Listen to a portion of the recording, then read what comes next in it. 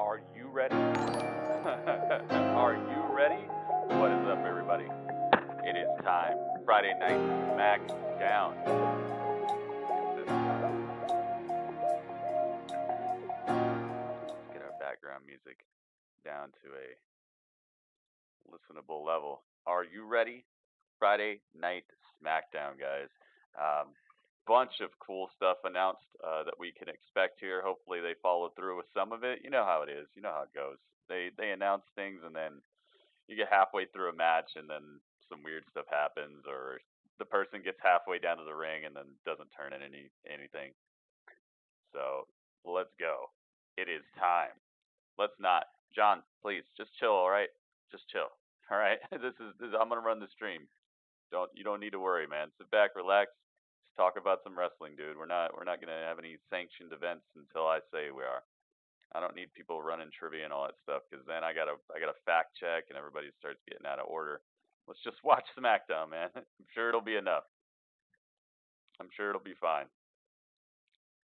Hey, they didn't actually have like an intro this time. They just went straight into the Are you ready?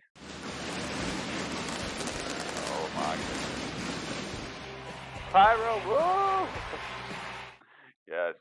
Are you ready for a good time, guys? Are you ready for Friday Night Smackdown? Let's get it hyped, guys. Tweet it out. Let the world know. Make sure we're actually live on everything. Check this out. There we are, Smackdown Live. They're zooming in. Let's find out what we got going on over here. Oh, we're starting out with Miz TV? Wow, okay. I thought they'd save that for later. All right. Awesome. Oh, yes. All right. So we're starting out with Miz TV. Wow, I thought that they would save that for much later. I thought they would make that like the main event or something. Let's hope they announce that Morrison's gonna go to Raw. It's time for the Miz. What is up, everybody? Everybody on Mixer. We're live on Mixer. We're also live on YouTube as well, guys. If you have a second, please leave a thumbs up on the video. Miz is making his way down to the ring right now. Are you ready? Are you ready for a good time? Yeah, dude. Just chill, dude. Please, just chill. You're gonna be fine. All right. Don't worry about my subscriptions. Don't worry about copyright issues. Just worry about just watching the wrestling and having fun, man. I don't need a manager or any of that stuff. I got it. I got it under control, dude. Just be a wrestling fan and watch wrestling. That's all you got to do in here. I got everything else under control. If I do need help, I'll ask. Like this meter at the top, that's one place where people can start helping out, or if they haven't already, or if they have. That meter up top, that's the donation meter. That's to help keep this stream going. That's help keep things going here. That's something that people can actually help me with. If you want to donate, the link is in the description of the video, and also the link is in the chat right there as well. That's one place you can start if you really want to help out. Here we go.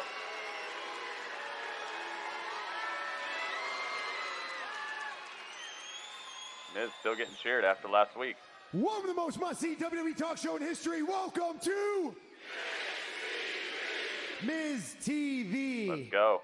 Since last Friday on SmackDown, in the incident with Kofi Kingston, people have said that I've changed.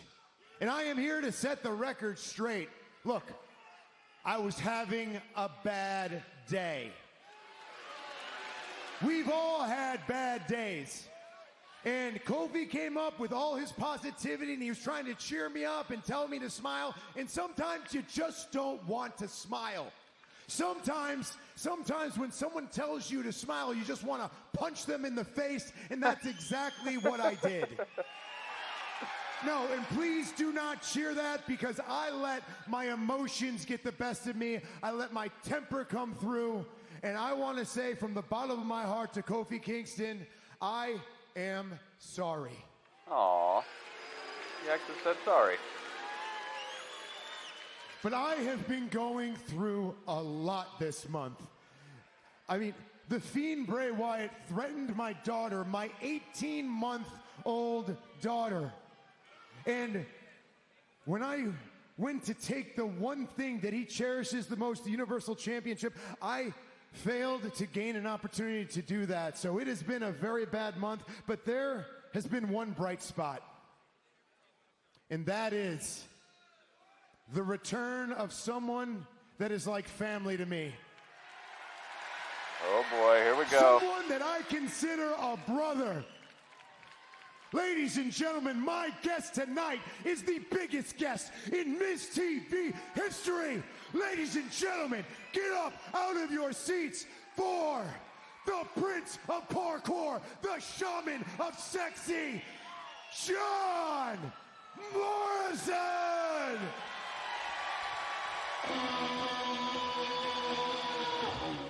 Gotta turn that down. John Morrison. We're gonna have the slow-mo, guys. Very understated outfit he's wearing. Pyro? Slow-mo? Here in WWE, and Corey, there's no doubt. Yep. Wow, they even brought back the way they did the pyro in the past, where it comes from both sides. They didn't go into slow-mo though. John Morrison. He's here. I want the slow-mo. The pyro is back, but I don't know, the slow-mo doesn't look like it's back.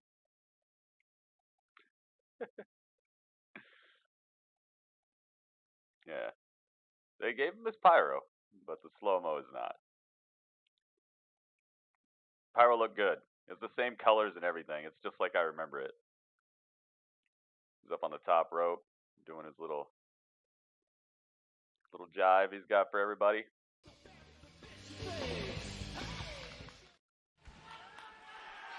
There we go. Let's see what he's got to say.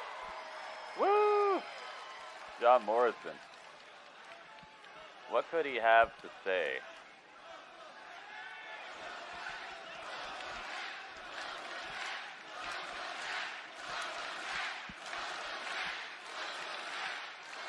Oh, yeah, right. Welcome back, John Morrison. Trust me, I overuse this word a lot, but this is truly awesome. John Morrison, The Miz, in the same WWE ring, the greatest tag team of the 21st century. And in case anyone in the WWE Universe has forgotten about the 3-time Intercontinental Champion, the 5-time Tag Team Champion, 2-time with yours truly, I have done what we call in the showbiz a sizzle reel. Ladies and gentlemen, please check it out. A scissor reel. Nice. Little recap for everybody who doesn't know. I am John Morrison. The Shaman of Sexy. The Guru. I see you, John. I see you, dude. Quit spamming the chat. This is parkour style at its best. John Morrison is one hell of an athlete. Thank you for liking the video, man. Thank you very much. The time is now. Thank you, dude. Thank you very much. Uh-oh. Is this a copywritten song? Uh-oh. Better not be. It's copywritten. Yeah, we see you, John. Just chill out, man. Why aren't you talking about wrestling? Are you watching the show? I hope you're watching the show. They just carted out John Morrison. He's finally back after how many years? Well, like 4 years, 5 years away. You watching SmackDown, man? That's what we're doing right here, man. We're trying to watch SmackDown. Watch SmackDown and talk about SmackDown. Talk about what we think's gonna happen. That's what's up, man. Take a seat, rest your feet, dude. Thank you very much for liking the video.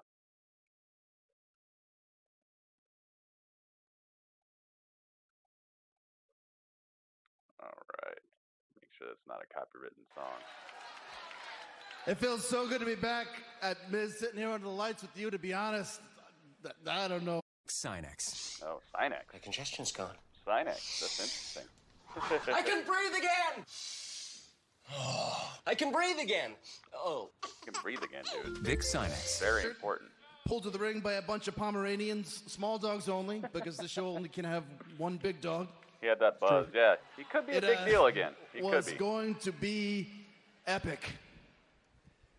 But when I saw what you were going through, and we had that talk after I was on the bump, I come to think there's nothing more important than being there for one of your best friends.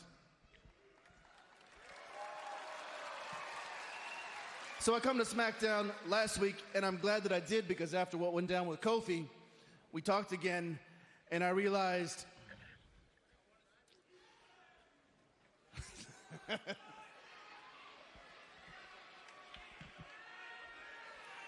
that I'm disappointed in you guys. Oh, really? My friend has one bad day, and you all chant "you suck" at the guy? I mean, I know you don't want to talk about this, but I will. Miz has worked harder for 15 years than anybody else on the roster. Nobody thought he was going to make it as a WWE superstar, but he worked his way into becoming a WWE champion. Better not go heel on us. And still, he's only his dad's, what, fourth favorite wrestler? Fifth. Fifth favorite wrestler. Fifth favorite He wrestler. likes Kofi better than me, too. Case in What? point. Wow. But because Miz has a bad day and he's going through things, you guys ignore all of that hard work because you don't get it. Miz does what Yes. Noob, what's up, Noob? you don't appreciate it. You guys have never been in the ring. Welcome back, Noob. Trade that man in for travel. He's gonna get in the ring. How about that douchebag next to him? Yeah. Get in the ring. Let's all have fun, shit. Oh, they're talking trash.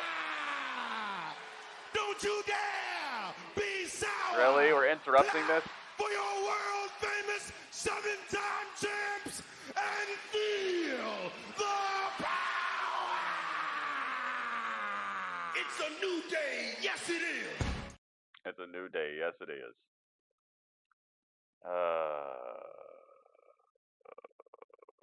I love Big E, but like, what is this about? They're already gonna put Miz and Morrison into the title picture this early? All right, let's move Miz over. That's disappointing to me. But Miz, I got a question for you, man. Who are you trying to fool? Who? I mean, are you seriously trying to blame the WWE Universe for turning their backs on you? And don't think for a second that we bought that cockamamie apology. You don't know Miz has a new theme. No, he doesn't. What are you talking about? miss. What are you talking about? Centipede. Miz absolutely does not have a new theme. And we saw the audition tapes. You nasty. You nasty. We saw.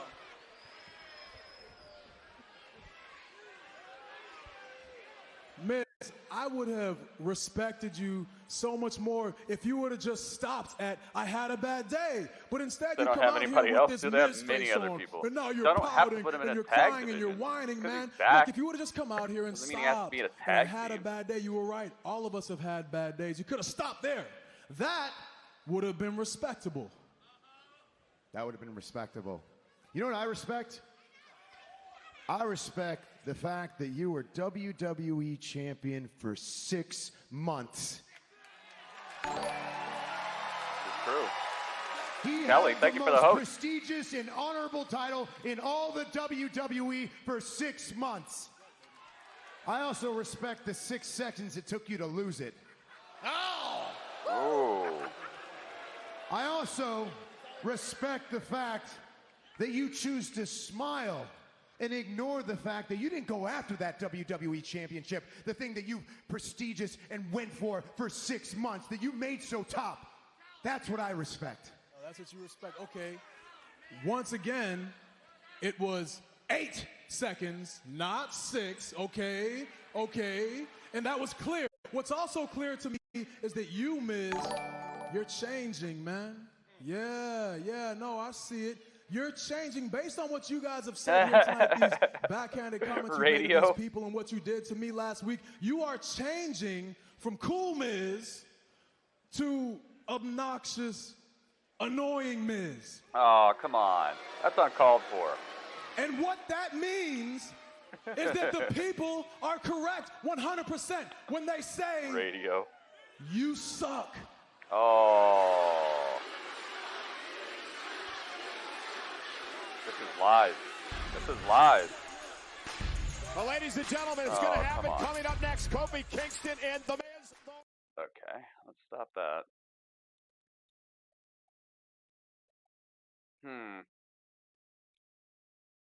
I guess it's a one-on-one adventure, so it might be all right. I guess. I just I don't want the same people always fighting each other, man. And I could see this lasting for another 2-3 months. Miz and Morrison versus the New Day. It's happening again tonight. You know, I could just see it happening, and I'm already weary of it. I'll try to be very accepting of it, but I really wish for some other people. Just have somebody else come out. Have Apollo Crews be like, "Oh, so you're back? Oh, well, you know, since you've been gone, I can breathe for the first time. No, since you've been gone, I've been over here, you know, doing the dang thing. You've been having a little excursion outside, but you know, like give Apollo like some edge. Make him like heelish or something, and let that be John Morrison's first match bash to show people that like Apollo versus Morrison. You realize how cool of a match that could be? Could make Apollo look like $1 million. It could start a feud and bring somebody else up the roster. I don't think the New Day needs any push right now.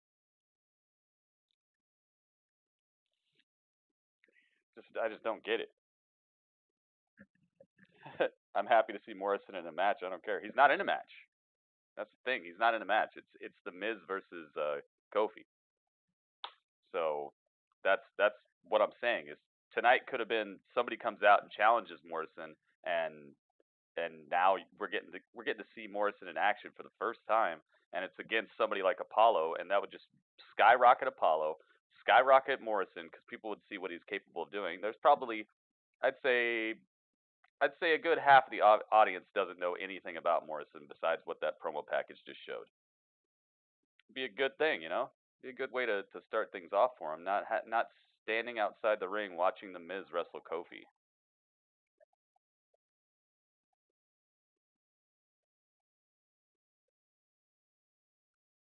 This is good for him to stand there and watch Miz wrestle Kofi. I guess. It's better than not being out there, I guess, but it's just could have done a lot more with this. Well, maybe they will. Maybe they will. The show's not over yet, so maybe there will be more.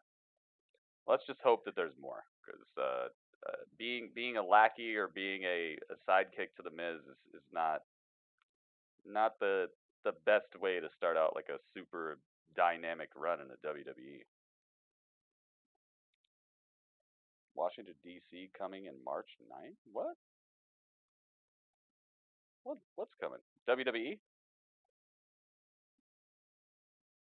Apollo? I don't know who that is anymore. That's the point.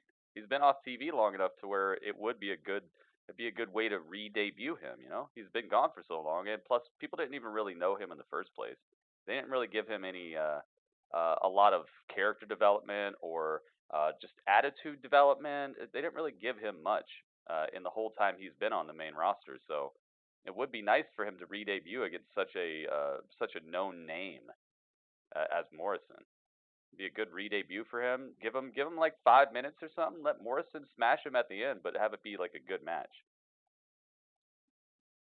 That's what I hope for. I hope somebody comes out and challenges Morrison, or they get something started, because New Day, they're cool, man, but like, Any coincidence that the return of John Morrison has seen The Miz with this complete change in attitude? like I said out there, I don't think The Miz has had a change of attitude. I think the fans have had a change of opinion on The Miz. The Miz is always The Miz. That's the one thing that you can say with certainty about him. He's authentically himself always. So you returned So basically people started matching after help me, your friend. watching after Mania. Did you see Yeah, what he was going through? that's what I'm saying. There's Fiend probably a lot of sneaking people into his house, in the creeping crowd around, who putting voodoo dolls in Monroe's crib. don't even know if you had any who friends, he is. Michael Cole, maybe you'd know. Cole, You gotta be there for your friends when they need you. Please stop badgering our guest. Welcome back, My John. first day back. Thank you. Jeez. I have to agree with Miz with what he just stated, that you and himself were the greatest tag team of the 21st century. But in this day and age, some people might try to argue that.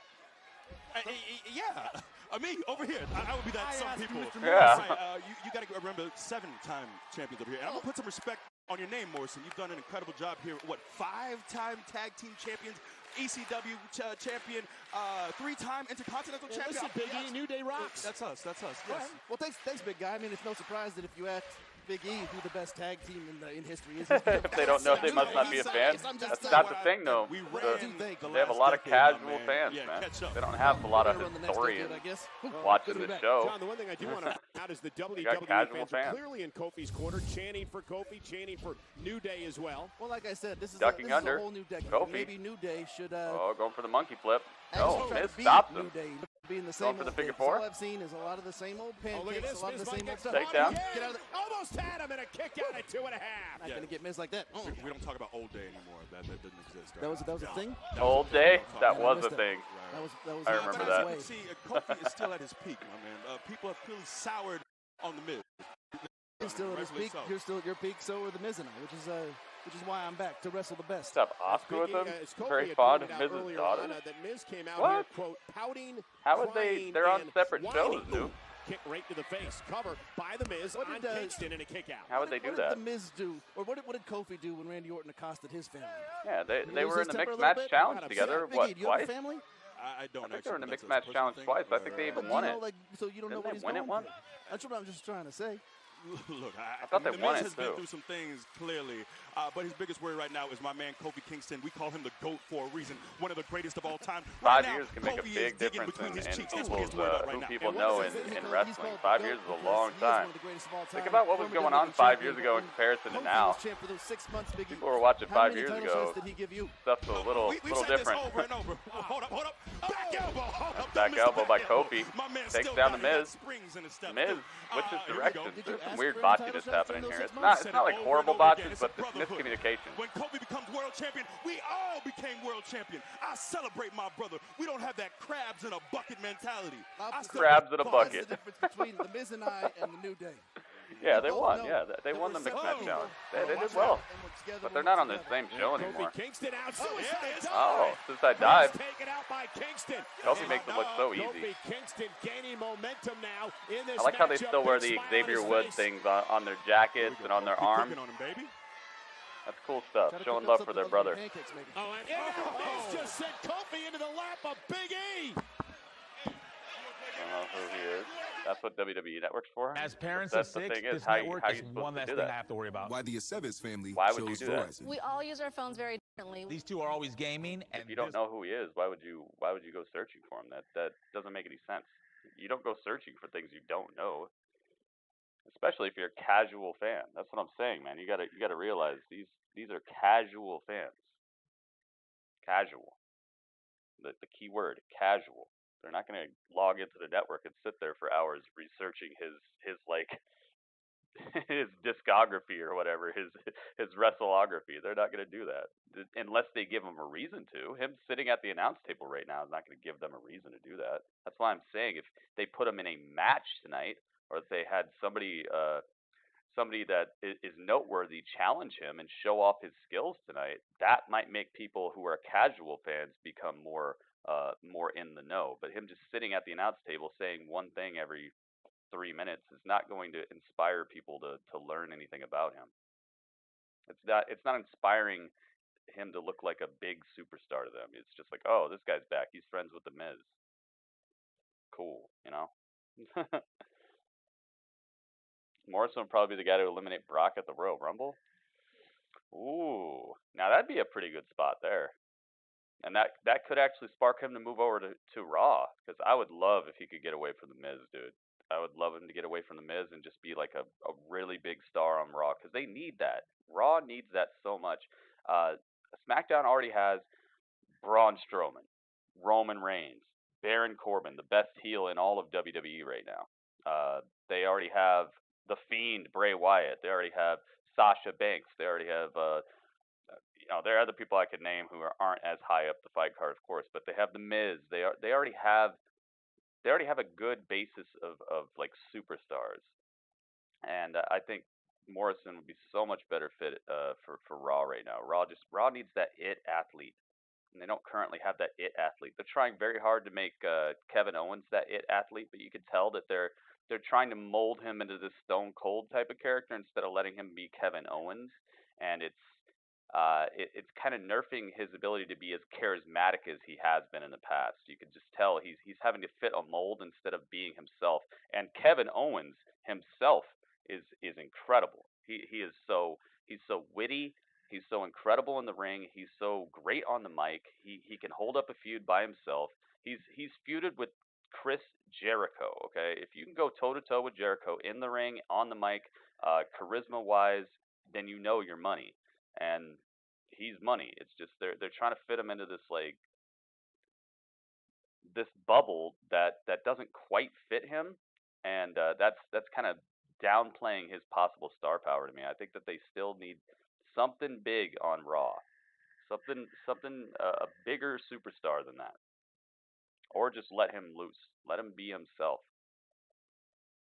They want SmackDown to be better. That's true, Mo. That's true. That's one of the things that I have to just accept. It is very true. It's a commercial break right now. That's why I'm just talking. All right, we're back. If you guys ever hear me just going off talking, it's because I'm just trying to have a conversation with you guys during the commercial break to like just keep things moving and not just sit here like, oh, Pizza Hut. For some of the most innovative ways to avoid elimination. However, Kofi right, is yet to win the Royal Rumble match itself. On a big guy and Brian Cage and Lucha Underground. It's a rematch from last week between Kofi Kingston That's and the true. Miz before the Plus commercial he's break. super athletic, Big dude, E so and John Morrison were joining us maybe at doesn't the even have to table. like really outdo him. On commentary before Kind of like things outmaneuver broke him and down. make him That's why, kind of eliminate Morrison himself. and Big E are That hanging probably out at makes Brock ringside the for this part baddest, of the you know? matchup. Somebody Kingston really now like makes him exploding and eliminate building himself. momentum here. This is what Miz That could wanted be to cool. avoid. Once Kofi starts, it's hard to stop him. Toe to toe with Jericho. 2020 boom drop delivered to Kofi Oh, I'd love Kingston. to feud And with the Chris former Jericho. WWE I agree. champion is Paulo now in Cruz needs control. manager if you want to be used better. Oh, For the Miz 2020. a manager from for bad Apollo. to even worse tonight here on Friday Night SmackDown. He talks a lot about the season Whoa. premiere of Miz and Mrs. You know at what'd the be end cool? of the month on the USA Network, but Miz has got to worry more now about What would Kofi be really Kingston cool in the for New him Day. is to have a manager who's like Miz driving both of his like a own knees into multiple Kofi. time Kingston back to like his feet. karate Miz champion or sidestepping like Kingston. a not a Great karate agility. champion but like a Off the top nice rope. crossbody by Kofi. Kofi won an award for that. Kofi won. Knee. Oh my goodness. What a DDT by Miz into the cover. Isn't enough to put Kingston away. 2.5. Like a Kingston multiple near time fall. gymnastic Take champion. another look at the incredible Something like that. agility I'd of want it Kofi to be Kingston somebody who's from not the like middle a rope wrestling right champion. to the top, soaring through the sky. But it could be flattening cool, Miz actually. and nearly picking What up if a he W got in like the process. Teddy? You know, in WWE What if he got backstage Teddy to be Tuesday his nights on manager? FS1. Miz was the guest this I don't past think week. Teddy and I would think come we got back a for glimpse that. You into think his Teddy would come mindset. back for that? He talked a lot, Corey, about respect All right, and hey. being a guy here in WWE. That's what drives sorry, him. I'm sorry, he Mo. believes that no one respects him. The people in the All locker room, right, the hey. WWE fans. Perhaps that's one of the Miz reasons with his the head kick. attitude's changing. Kofi Kingston able to avoid the final See kick. the problem with Looking a for the lot of SOS. current wrestling, like they're Here comes cheering the for the skull-crushing Miz right finale, now. no. They're cheering for Kingston rolling Kofi. up Like Miz, much it's like just last like week. people Does are he there get to it? No. experience Kick out the at two. show and just have a good time, which is fine. But Kingston, SOS. SOS on Miz, shoulders down. That move is for always the so win. scary. Is it enough? No, Oh, and a Miz kick kicks out out of the again. SOS. What a matchup between Kingston Whoa, and whoa, Miz whoa. here Booker tonight T. on Friday Night SmackDown. Blatantly Booker T obvious could since work, his but I don't know if encounter Booker T would with want to do Bray that. Wyatt and the Fiend. The Booker T Miz said as is one of his not guys. the same competitor. Whether he feels disrespected, whether he feels confused, frustrated, whatever it Exactly, is, it is man. not They're like working they're in Miz's trying favor too hard to lately. put him in a bubble, and they just need to let Kingston. Kevin Owens be Kevin Miz Owens. fell right to the knee that he Kevin injured Owens is earlier on awesome. in the matchup. And Miz focusing on the legs, of course, It's to like soften up how they Kingston let for the figure four Bray Wyatt just do submission. what he's doing, you know? They trust Miz Bray is Wyatt. headed You to can the trust corner Kevin with a Owens high the knee. same way. Kevin Owens Miz can is awesome. focus all this aggression and frustration. Booker T could be cool. Could have served him. But I would just want to see Booker T get back in the ring. You know, I'd rather it be somebody like Teddy, somebody who has no chance of like actually wrestling, but somebody who has some clout with the audience. Beautiful, Oh, wait a minute. counter by Miz. And now Miz looking for the figure four leg Some weird lock. little Center counter. of the ring. Figure Kofi four. nowhere to go. They're gonna beat Kofi. Kofi sustained a great deal of damage to his Kofi knee. gonna take a loss. Miz trying to tap out Kofi Center of the ring, Kingston. dude. Nowhere to Big go. E urging Kofi to No try hope to for a make rope it right to the now. bottom rope. Big E looking to rally Kingston. Kofi fingertips away. Kofi, gets to the He's rope. gonna force the break. Breaks up the figure four leg lock. A wise move by the veteran Kofi Kingston, buying himself a few moments to the outside. Yeah, that's true. I forgot about that. I forgot about the whole, like, they want SmackDown to be the A show thing. So, yeah, you guys are probably right. He's probably staying on SmackDown. You hear Booker T wants to manage the Street Profits? That would be epic. If he wants to do it, oh my goodness. Morrison with a cartwheel off the ring steps. Skull Crusher finale? Oh, you ain't kicking out of that. That's game over. That's done. 1, 2, 3. Miz wins. Miz knocks off the previous WWE champion. Wow. Morrison did a cool little flip off the no-hand cartwheel kick off the ring steps and destroyed Big E with it. Landed on his feet and everything. That was pretty good. Yeah, Booker T managing the Street Profits would be pretty cool. Look at this, slow motion. Morrison off the ring steps, perfectly done. Wow, landed on his feet and everything. He just ran up, flipped over. He jumped up onto the ring step and did a no-handed cartwheel, kicked Big E in the head, and just landed perfectly on his feet in boots, in just regular walking boots. Wow, that was pretty cool. That's a good way to introduce people to him right there as well. At least just show some of what he can do. That will bring some eyes to him. That was a cool outcome right there. It didn't interfere with the match either. So Miz actually, he won just because Kofi was distracted. He didn't touch Kofi. He didn't do anything weird to Kofi. So I like that. It keeps them kind of ambiguous to where you can't tell if they're heels or faces. I like that. That was a pretty cool outcome right there. Oh yeah, Morrison hasn't taken a day off since he left. Morrison's been killing it since he left, actually. Uh-oh, Firefly Funhouse. Firefly Funhouse, baby. Let's go. Come here. Don't be scared. Come here. Closer. Okay, hang on. I want to tell you something. I love you. Aww. Yowie wowie! That felt good! See, love is so special. But not everyone is worthy of love. I'm looking at you, Daniel Bryan. Uh-oh. Wah wah. Whatever the opposite of love is, that's the way that he feels about you, Daniel. And I can't say I blame him. Lately, you've been pretty naughty. Real freaking naughty. Naughty. Look, kid, I'm gonna shoot straight with you, all right? You are in a whole heap of trouble at the Royal Rumble. Because first, he just wanted you to remember. I'm yours. Open your eyes! You've been naughty. Is the end. You've been naughty. Then, he wanted to change you.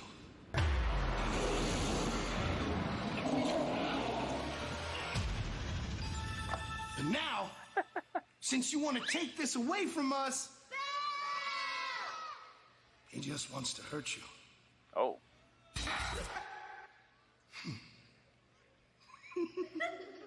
Bye. Bye. See you real soon. See ya. I love you. Not you, Daniel. Not you, Daniel. I love you. Not you, Daniel. Oh man. More of that, please. I hope this is not the last time we see him tonight. I view the Fiend and Bray Wyatt as kind of like the Jericho of SmackDown right now. You know, the Jericho effect. You know what I'm talking about. where like the more the better, and the less the more the show just kind of like feels like it suffers because of it. The Fiend managed Morrison. What the heck? No, no, no. Friday, Five Nights at Freddy's territory with the Funhouse. Hey, Five Nights at Freddy's was a freaking super hit, man. So I don't have any problem with it. I actually own one of the Five Nights at Freddy's. I own the fourth one, I think it is. The one where it's more like a fun house.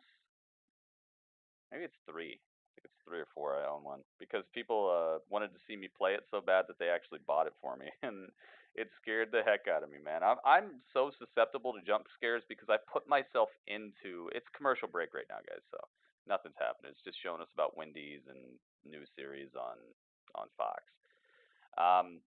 I put myself into situations when I play games. When I play games or when I watch movies, I try to put myself into the situation so I can actually like feel the drama and feel the scares and stuff. And I probably shouldn't do that, but I do it anyway. I love feeling scared in a controlled environment. I don't like feeling scared in real life, but in a controlled environment, I love scares. I love horror, all that stuff. So yeah, the game got me a couple times. I'm not gonna lie. Got me a couple times. I remember I looked in like a vent, and there was a crazy doll in the vent. What are you gonna do, man? What are you gonna do? People are gonna unsubscribe now. Gritty is scared of Five Nights at Freddy's. I didn't say I was scared of Five Nights at Freddy's. I said it got me a couple times. Okay, there's a difference. That's like saying, oh hey, like you're in the middle of the night. You're walking to your kitchen, and you step on a what are those? A rubber ducky, and it goes wah, and you go, oh, does that mean you're scared of rubber ducks? No, it's just you got startled by one. That's what happened. Okay, sticking to it. That's my story. I'm sticking to it. I'm sticking to it.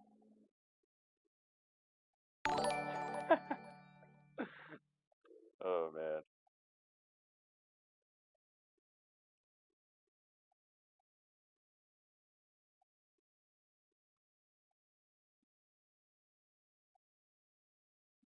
Skull Crusher.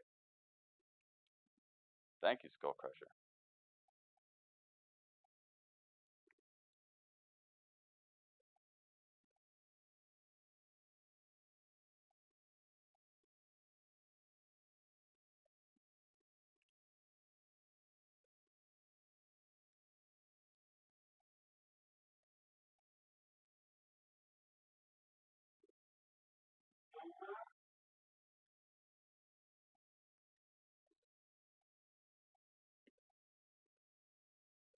All right.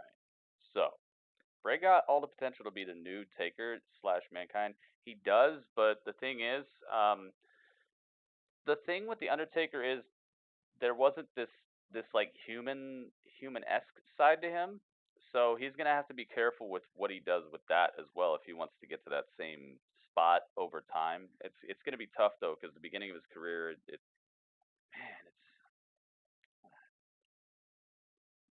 he's gonna have to be careful with the human side if he wants to get anywhere near that. But I just think he wants to create his own thing. It's gonna be his own thing for now, and maybe it'll stay that way. Backstage with Mandy. Tag team winning, and you know what? It's all gonna start tonight with your match. I'm gonna be there in your corner, rooting you on. Yeah, right. Are you ready? No, you're not. Mandy. What? Sorry. She doesn't believe I'm so her. ready. Woo-hoo. All right, let's go to the ring. Come on. Wait. I just gotta take care of one thing, and I'll meet you there. All right. Wait a minute. What is it? Is she gonna talk to Otis? She's gotta text Otis? Come on, text Otis. What's this? What's that? She's got a box. What's in the box? What's in the box? Mandy's got something in a box. Ladies and gentlemen, Elias. Bling. Ladies and gentlemen, I have one question for you tonight. Who wants to walk with Elias? Well, I wrote a little song called The Road to the Rumble, but I'm going to need everybody to clap along. Like this. There we go. There we go. I see ya. That feels good, don't it?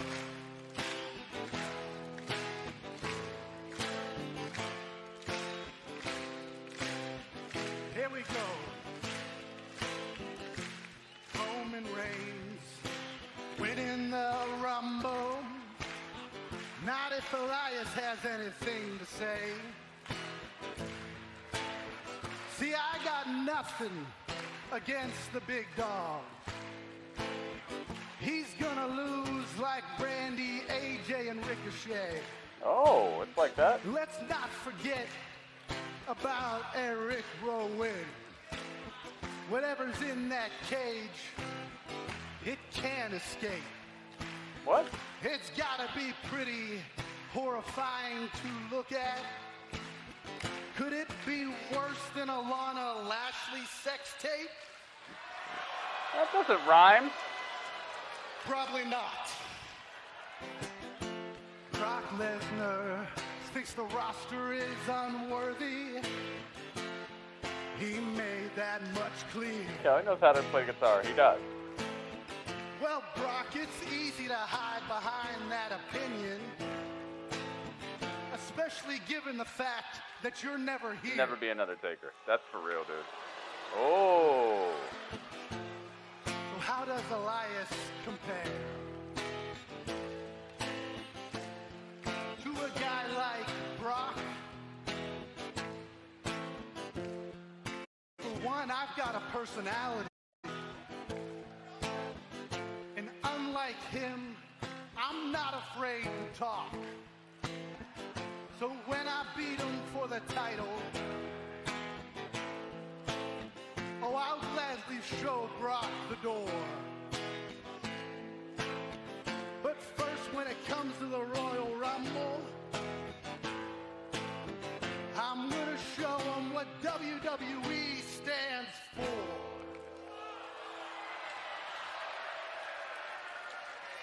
Thank you for walking with Elias. Great concert.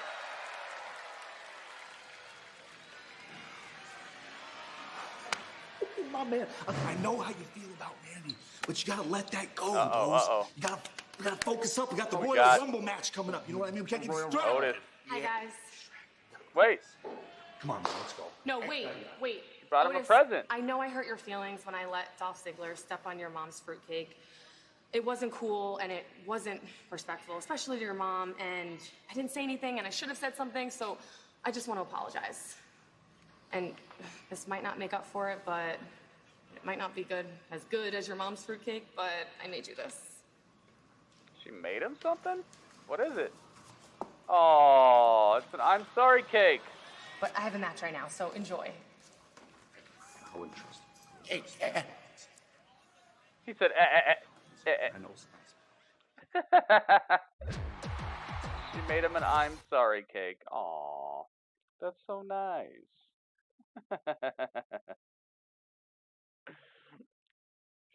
The I'm sorry cake. I like the storyline too, Blake. I like it a lot. It's fun. It's fun. It's upbeat. It's got this like a little bit of unpredictability to it. Seems heartfelt too. It seems like they actually do have a little bit of chemistry together. It's not like it's two people that you couldn't see actually talking at all. They probably do have a little bit of a, at least a working relationship, at least like a friendly, like in passing relationship. I like it, man. I do like it very much. I want to see if Mandy Rose is able to pull something cool off in this match, though, because if there is one superstar that I feel has hit kind of like a plateau in their skill set, I feel like it's her. She's worked very hard to get where she's at, though. I give her mad props, especially from where she started. Getting cut from Tough Enough and now to be here in like a main roster storyline where she's just out there, um, I I like it, but I hope for the best, man. I really do. I hope she can continue to improve in her skills because she's still not there yet. She's still not like I wouldn't consider her a like I wouldn't consider her at the end of her growth as a superstar. There are people who hit that, like Lita. You could tell Lita just like hit her ceiling. She's not a bad wrestler. She's good, but she's not great. She hit that ceiling of like what she could learn in her day from the people around her, and it was good. It worked out. Same thing with Trish Stratus. Same things with Jacqueline. Same thing with China. Like I feel like these people hit like what their ceiling was, and I feel like she hasn't done that yet. I feel like she's still got a ways to go. She's still got things to learn. Her, Dana Brooke, Lacey Evans, Becky Lynch, um, Sasha Banks, maybe Bailey. I think Bailey might be close to her ceiling. She might be close to where she's gonna end up. Ace, what's up, man? Ace, thank you very much for the 10,000 sparks doing the dang thing. Otis was too stunned. He's trying to contain the butterflies. Yeah. Yeah. Tough Enough is a scam. It's not a scam. It's just they shouldn't let the public vote on it.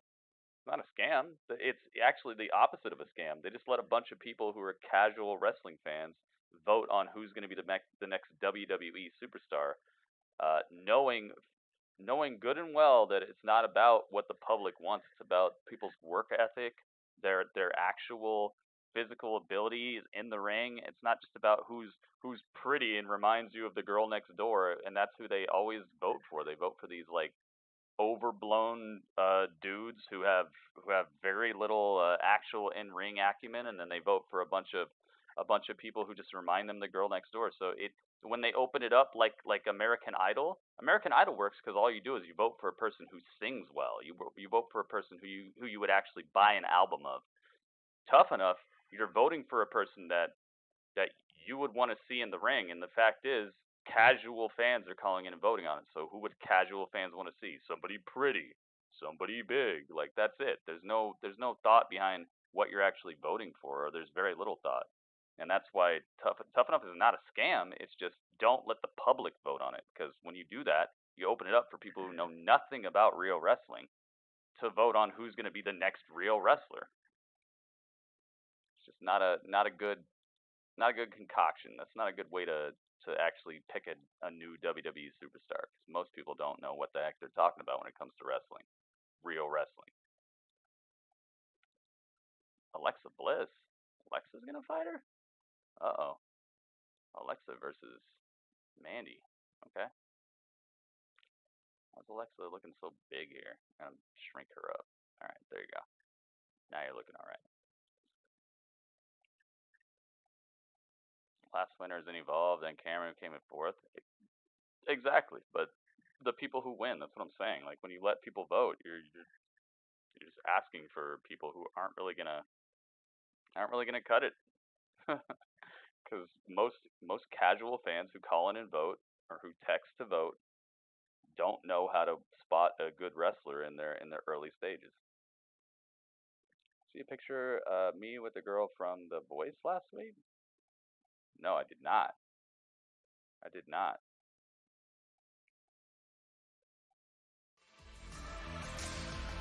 Oh, here she comes. They actually let Mandy come out second to a previous how many time champion? Alexa Bliss. How many times has she been champ? Yeah, I like Tough Enough.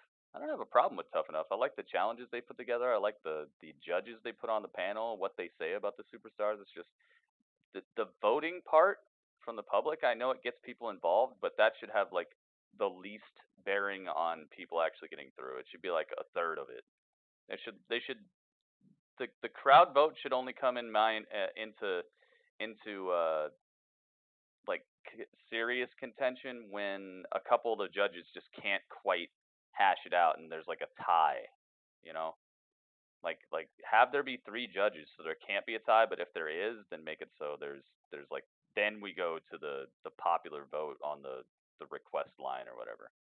That way it's more about the judges because they know more about wrestling. Rose presented them with the I'm sorry. All right, here we go. It's understandable. Otis's jaw about hit the floor. Yeah, nothing to lose by asking her. He was That's speechless. True. All right, I'll be right back, guys. Both tie up to start things off in this matchup.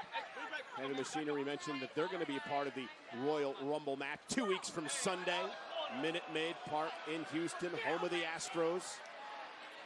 History will be made yet again as the road to WrestleMania begins. I like this confidence from Mandy Rose in the early moments of the matchup. Not afraid to encounter the goddess. Stand up to Bliss. Shoulder tackle.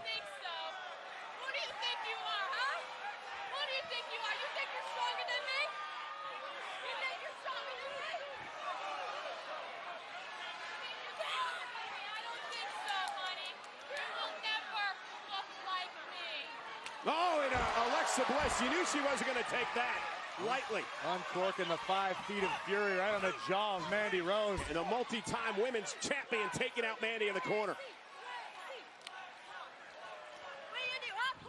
Nice drop toe hold by Alexa Bliss. Bliss looks for a big-time 2020 in her own right. Wants to return to the top of the mountain as champion, as Mandy. Minty, you like to make money. Name something you don't like to make. After a hard day of work, I don't like to make. Mandy Rose, one of the most powerful I don't like to superstars make on the women's roster, as Bliss is finding out firsthand. Smart move by Bliss to just take a second, recompose herself, take advantage of the less experienced Why does Mandy. she always think they want to look like her? And now Bliss driving Mandy into the floor. I guess that's just like her Alexa Bliss, no catchphrase, strange you in a know? high-pressure situation. Miz says multiple-time women's awesome. champion, but wait a second. The Rock is always like, finally, The Rock has come Bliss back. just You know, maybe dropped that's Sonya just like Deville her, off the apron. her Mandy saying Rose they want her delivering to a knee say. right to the face. Here's Mandy into the Sleeping cover. knee. Going to hook the leg on Bliss and a kick out by No three, Alexa. nope, not even close. Mandy very nearly picked up a massive victory. And look at Mandy So is the main Rose event go. going to be the Usos tonight? Big That's what I'm matchup thinking. for both of these Thank women you guys here. for all the Of course, thumbs up on the building momentum YouTube toward the video. Royal Rumble match, trying to get in line perhaps for a championship We're a little over opportunity halfway down the through road. You know you're going Smackdown, to and compete it's been an against alright show 29 so far. other superstars. You need your confidence to be at an all-time high. It's been aight. No matter who you are, if you compete in a Royal Rumble match, you are a target of everybody else in the ring. Mandy Rose has been very, very impressive to this point. Okay. Alexa Bliss doing her best to fight out of the rear chinlock from Rose. The Rock Now, has so many and a kick catchphrases. by Yeah, Bliss that's as true. Sonya Deville looks BMO, on. hang Both on, competitors with Professional the same BMO, idea is twice your in a row. name, is your name from Adventure Time, though? Mandy looking for the double underhook. Is it enough to put Bliss away? Alexa able to counter, however. And Bliss, both women down, center of the ring. Both of these women obviously did their homework on one another. Necky at ringside. And now Nikki trying to rally Alexa Bliss, who's building momentum now. A couple of clotheslines by Bliss, and here comes Alexa. Nah? Oh, it's not from Big Adventure slap. Time. Okay. And another one by Bliss. Down goes Mandy. Do you get asked that a lot? Mandy Rose I'm needs sorry, to dude. I'm avoid the sorry. right hand of Alexa Bliss. And Bliss's offense throughout most of this matchup. Oh, and knees right to Is the everyone reading my mind tonight? Insult Oh. to injury. Uh-oh. What's going on here? Not now, not now. Well, we're in the middle of a match, and here comes... Okay, gotta mute that. What's going on? Otis is out here to save Mandy. Mandy gets rolled up for the 3. The win off the distraction. Here is your winner, Mandy with the win by rolling up Alexa Bliss while she was distracted by Otis coming out. Wow. And he's eating the cake with his bare hands while he's staring at her. What is going on here? I thought the male gaze was canceled. This is like as male as a gaze can get. What is going on, dude? He's eating cake with his bare hands and staring at Mandy Rose. Otis, please, man. What is going on?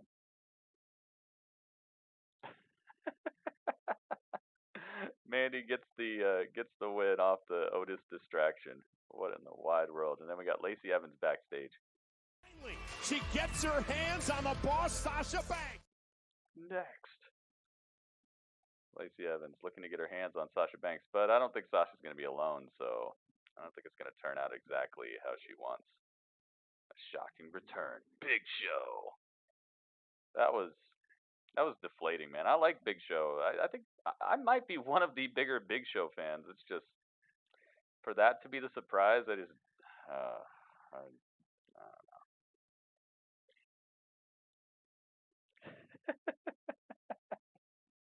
Finally, Mandy gets a win. Yeah. Wow. This Monday. Is Brock Lesnar going to be there this Monday? It looked like they said he was going to be. That'll be cool. Wouldn't it be awesome if Brock could be there like every Monday?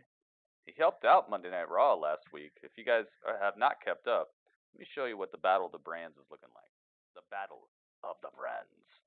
Look at it. Look at it. Marvel at its beauty. All right. This is Battle of the Brands. This is the #1 premier rating system in all of wrestling. Okay. This is where the shows are battling for supremacy. As you can see, NXT won last season. Last season ran from SummerSlam to Survivor Series.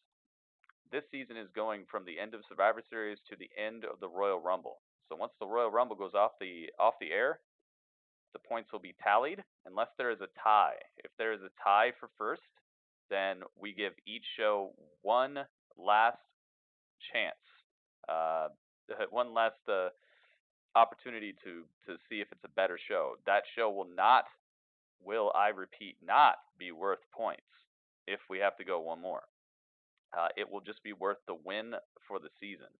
So meanwhile, the other shows will start the season. So let's say NXT and AEW tie at the end of the season. Let's just say after Royal Rumble goes off the air, NXT's at 7 and AEW's at 7.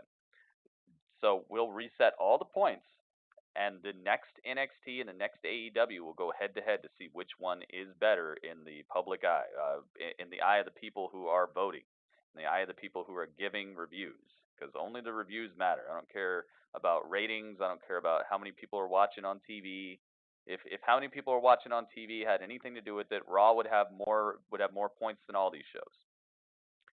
So would SmackDown, because SmackDown and Raw by themselves would absolutely smash all these shows if it came down to how many people are watching on television. I don't care how many people watch. I care about what the people who are in my stream give these shows as a rating out of 10. So we give them all one more show if it comes down to a tie, and that will be the winner of the season. In the meantime, if NXT and AEW have to go head to head to have a tiebreaker, every other show, meaning Raw, SmackDown, and NWA, will actually be eligible to get points to get ahead for the upcoming season after the Royal Rumble. So let's say at the Royal Rumble we're tied 7-7 between AEW, NWA walks out with 6, Raw gets 3, SmackDown has 3. Then we'll reset everybody's points to 0. Raw will get a chance to put a point on the board. So will NWA. And then once we get to Wednesday, it'll just be a straight up showdown where neither of those shows gets a point if they walk out of it. Then SmackDown would have a chance for a point as well. So if there is a tie, that means the other brands will actually have a full week of getting ahead possibly. So that's the way that's going to work. But I don't foresee that happening. I don't think it's going to get tied. Big Show used to be Seth Rollins heavy? What? What are you talking about? You feel like Mandy's going to use poor Otis? I hope not. I hope not. NXT has been on fire. It has. NXT's been good. AEW's been good. All these shows have been good. The only thing that's been separating any of these shows from like constantly getting points is just they lack a little bit of star power, and the storyline's not really continuing in a way that rewards you for watching. Lacey Evans on her way out to the ring right now. Can't really play the music, but you know her music. It goes bounce, bounce, bounce, and out. So traditional, so conditional, something like that. Don't blink, I got your number. Oh, okay, I'll play it for you, Dudley. All right. Oh, Dudley, I'm sorry. It's too late. I'm sorry, Dudley. Don't come up here. No, I'm sorry. I didn't mean to do that. I'm sorry. We missed the song. If she wins, you'll hear it. Dudley wants to hear the song. Dudley loves Lacey Evans. Bam, bam, bam. I cannot wait for this matchup here tonight between Sasha. A key matchup. Dude, how epic can it get when you got Snoop Dogg in your theme music?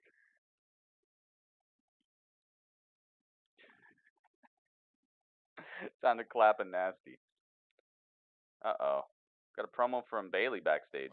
I got a little something to tell you that even a jarhead like you can understand. Oh, jarhead. Sasha is AWOL. She's not even here tonight. Oh. She made a last-minute commitment in a real city, Los Angeles. What? Where, you know, some studio time opened up and she had to finish her rap album. So her the rap only reason album? I'm here is because I'm the SmackDown Women's Champion and I'm contractually obligated Aunt to Becky do so. is here. Give me a mic. Lacey wants a mic. You know what, Bailey? I'm not shocked that Sasha Banks failed to show up here tonight. I mean, that shows the prime example of the difference between people like Sasha Banks and people like Lacey Evans. Because while Sasha Banks... Thank you, sweetheart.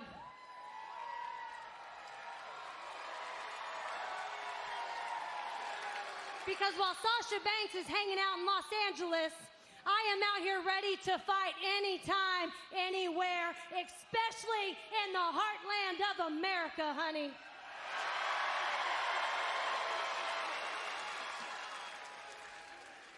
You know, that gets me thinking. Oh, yeah.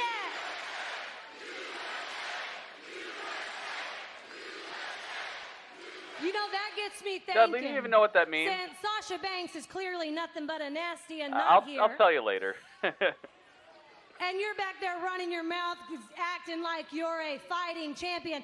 How about you come on out here and face me for your title here, right now, sweetheart?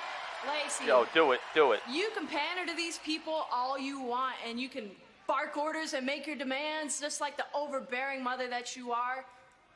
But I ain't your snot-nosed kid. Oh. And I ain't have to listen to you.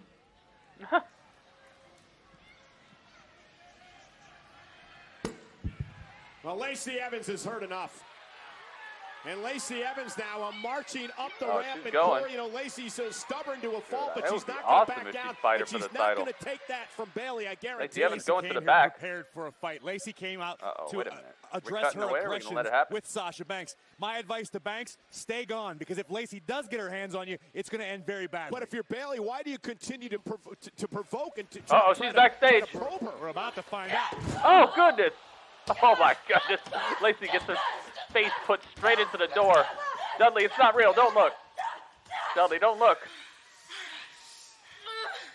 Now Dudley, why don't stop. you put on your mom jeans and go home? Okay, Dudley can't see. It's good. Mom jeans. Oh! Oh, wait a minute. Lacey turning the tables. Dudley, no. Don't look.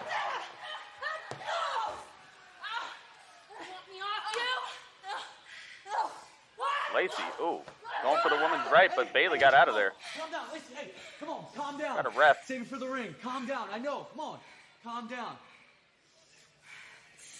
Well, Bailey just avoiding the women's right there, Corey. But what you said about Sasha, Michael Cole's like, whoa, Bailey, stay away from Lacey Evans. I completely agree. Bailey better Dudley, start are you counting looking? down the days Dudley, she can reign as SmackDown Women's Champion, because we know Lacey wants the title. Now this is very personal, as is the Universal Championship match at the Royal Rumble 2 weeks from Sunday, where the Fiend Bray Wyatt defends against Daniel Bryan. It took a next step in this Dudley, where story are you going? last week. Let's show you what happened in our main event here on SmackDown. You don't mess with a Marine. Heck no. Pretty, you can still see. No, we can't. What are you talking about? Daniel Bryan and Dolph Ziggler, now the legal man. Daniel Bryan looking to close the door on this one. D-Bry University over here. Bryan with all the momentum, the running knee. Oh, that running knee. He really hit him with that knee right in the chest. They're replaying what happened last week between Daniel Bryan and Dolph Ziggler. Oh my God, the Fiend is here. Fiend was here. Not here right now. He's probably here right now. Daniel Bryan is bringing the fight to the Fiend. Someone tried scared Marine in a trash can and he punched him? What? Lacey needs to star in the Marine 7. Oh, that's a good idea. Kelly, that's a good idea. Wow, that would be fresh. I could see her being like a villain, though. Space vacuum. She'd be a villain. This is not connected or protected. But Be Captain America's wife. The Royal no. Rumble, Daniel Bryan. No, he's already got a wife. Captain America got a wife, okay? Daniel, earlier tonight we heard from Bray Wyatt, who said the Fiend wanted you to remember. Then he wanted to change you. And now he wants to hurt you. How do you respond to that? Skull Crusher with the pizza. Wow, the Fiend sure does want a lot of things, huh? First, he wants me to remember. Well, even though it's been 6 years, I remember everything that happened between me, Bray, and his Wyatt family. What the Fiend doesn't like is that I remember outsmarting him. Then he wanted to change me, and he did. I look different, I feel different, but what the Fiend doesn't like is that he changed me for the better, and I'm more dangerous than ever. And now, the Fiend says he wants to hurt me. I have no doubt that he will. He looks so young. But what the Fiend doesn't like is that he can't break me. Not physically, not mentally. And here's what he doesn't say. He also wants everybody to think that he can't be hurt, that he can't be beat. And here's what the Fiend does not like, is that he knows that I know that he can be beat. Oh. And he can be hurt. And I'm going to do it for the Universal Championship. How? Uh-oh. Look out behind you. Uh-oh. Rambling rabbits behind him. I'm your biggest fan. Yes. But listen, dude, I don't have a lot of time. I need to tell you that you're right. The Fiend is beatable. I know a secret that will help you win the Universal Championship. The secret to defeating the Fiend is... Oh my God. You silly rabbit. Remember, kids, snitches get stitches. Oh, no. No, Rambling Rabbit, look out. Oh, my God. Dude, he's got his head in his hand. Rod me in.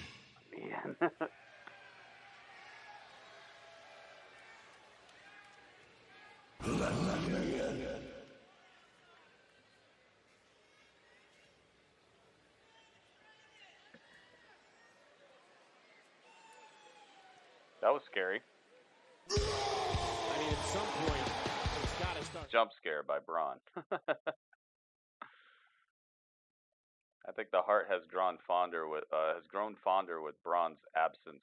People are actually cheering him very, very much now, which is good because he's awesome, man. I really do want the best for him. Like I said before, I just want him to like prove he's actually an okay wrestler, you know.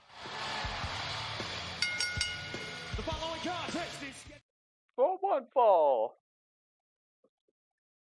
I love Sasha on the thumbnail. Yazid, well, thank you, dude. I try to spend a little bit of time to get pictures that like not everybody else has, and you know, Photoshop it all.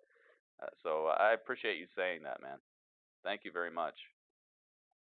I try to make it look different, you know. Don't gritty. And wind up in ditches. That might be true too. I don't know. It's Shinsuke versus Braun next? What? He's actually gonna fight Shinsuke this week. Okay. Alright, I can deal with that. Shinsuke versus Braun. What do you know? Everything I was saying last week is happening. Oh, I'm so happy. Maybe now people will start actually listening to me when I say stuff.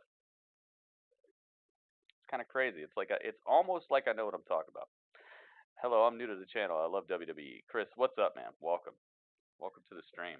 We're just having ourselves a fun time. It's SmackDown Live. If you like wrestling, you found a very fun and safe haven. I know a lot of wrestling communities love kind of like bad mouthing the product or being very negative on wrestling altogether. We try to focus on like what we actually like about stuff, positive and constructive criticism, like where we can see things being better. We try to list how it could be better instead of how it sucks and all that. And on top of that, we are a spoiler-free community, so we do not we don't talk about dirt sheets, spoilers, rumors, none of that stuff. We watch the show for what it is, and we get surprised when cool stuff happens. We have those moments that people used to have back before all the dirt sheets were everywhere and everybody knew everything. We try to have those moments all the time. So we don't really do spoilers, rumors, dirt sheets. You know, I don't care what other people said is gonna happen or who just signed, unless the WWE announces it or unless it's on the show. We just don't really talk about it. That way, when cool stuff happens, like the return of some superstar or somebody special that shows up in the Rumble, we're all sitting here like, ah, instead of like, oh yeah, I heard about that, and just losing all the hype that wrestling could bring, you know. So if that sounds like a cool place for you, you found it, man. That's what we do here. Did Bayley really pull a Cowder's move? Yes. Yes. Yeah, she did. She did. Ramblin' Rabbit needs to learn when it's time to shut up. That's his thing, though. He's called Ramblin' Rabbit, you know? So he's going to be the one that talks. Yeah, she pulled the coward move. But the thing is Lacey... Well, actually, you know, I'm not going to say Lacey's a coward because that's retaliation. If somebody has proven they're going to stab you in the back, like it's not your fault when you like stab them in the back too, you know, because that's like, I mean, you'd be better off sticking to your guns and being who you really are. But in a situation like that, I can understand why Lacey attacked her from behind afterwards too. So she's already proven she's not going to have any honor, so it's time for you to just take her out. Cowardly auntie. Aunt Bayley. Who do I think is going to win the men's Royal Rumble? I'm still sticking by my statement that I hope it's nobody that is currently at the top of the fight card unless it's Drew McIntyre. I hope it's nobody else. If it's going to be anybody else, I hope it's somebody who is either a returning superstar or a person who hasn't been on TV for a while but still on the roster. I really don't want it to be Seth. I don't want it to be Baron Corbin. I don't want it to be Kevin Owens. I don't want to be any of these people who are already at the top of the fight card and can get a title match if they just push them correctly for 2 weeks. I don't want it to be that. I want it to be somebody who is either just out of nowhere, just re-emergence, or somebody who is just not even on the payroll, or Drew McIntyre. So probably Drew McIntyre. That's probably what everybody wants to hear. That's probably what that question really is getting at. But yeah, Drewy Mac. All right, we are back from commercial. Is this for the title? It'd be so cool if it was for the title out of nowhere. Boo!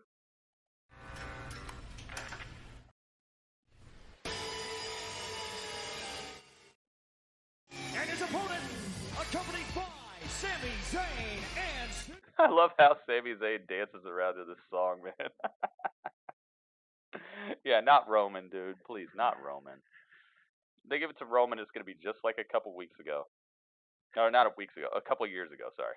Just a couple years ago where he won and they had to try to bring The Rock out to make it all good. No. I always thought that, like, Shinsuke came out and I was like, man, this arena looks kind of small, but that's like his graphic. They put this graphic over the arena to make it look like it's in a smaller arena for some reason. I don't get why they do that, but you know how Cesaro has those like ones and zeros that fly at the screen? It looks pretty cool. Well, they did the same thing for Shinsuke, but his graphic that they overlay, the augmented reality thing that they put over it, it makes it look like they're just in a small little arena. Took me a couple weeks to figure it out, but I figured it out. I wish I could translate that song. We did translate that song. We were up. It's something like people ask me stupid questions, and it's so funny. It's such a funny song. The lyrics are fantastic. They're really cool. No matter how big you are. Yeah, Braun Strowman has his eye. Oh my goodness, they're not going to stop, are they? I need to get a picture of him with the new title. At least I got his new outfit, right? I love that belt, man. That title is beautiful. Beautiful. But not Braun Strowman, nor anyone here in WWE has even come close to putting their hands on the great liberator. I think he'll be fighting for the title at the Royal Rumble. Head coach at ringside at all times. I think he'll fight for it at the Royal Rumble. Oh my goodness, Braun with incredible underhanded punches and just tossing Shinsuke across the ring. Some distance, use his lethal striking ability and his range to attack Braun Strowman. But right now, Shinsuke needs to get out of the way. 300-plus pounder is Shinsuke Wait a minute. Nakamura. Slid out of the way. Shinsuke turning the tables, trying to chop down the great redwood that is, with the powerful strikes to your great oak tree that is Braun Strowman. Big man down. Striking is Nakamura's wheelhouse. Quickness as well. Nakamura moves into a boot by Strowman. Yeah, try to keep the emotes under 10, man. Proud Intercontinental Put a couple of them. Title Low blow tricks, is that what it says? 1979, the first ever champion, the great Hall of Famer Pat Patterson. Pat Patterson, the first ever Intercontinental champion. Heck yeah. In all of sports entertainment. And Nakamura felt that maybe the Intercontinental Championship wasn't receiving the Shinsuke attention down it and out so already. deserves. Braun Strowman so enters powerful. Sami Zayn into the picture. Lifts the foot Sami, right the great to the liberator, stomach. enters the fray, and it has been all upward for Nakamura. Corey, is there a reason that Strowman is focusing on the ribs in the midsection of Nakamura in this match?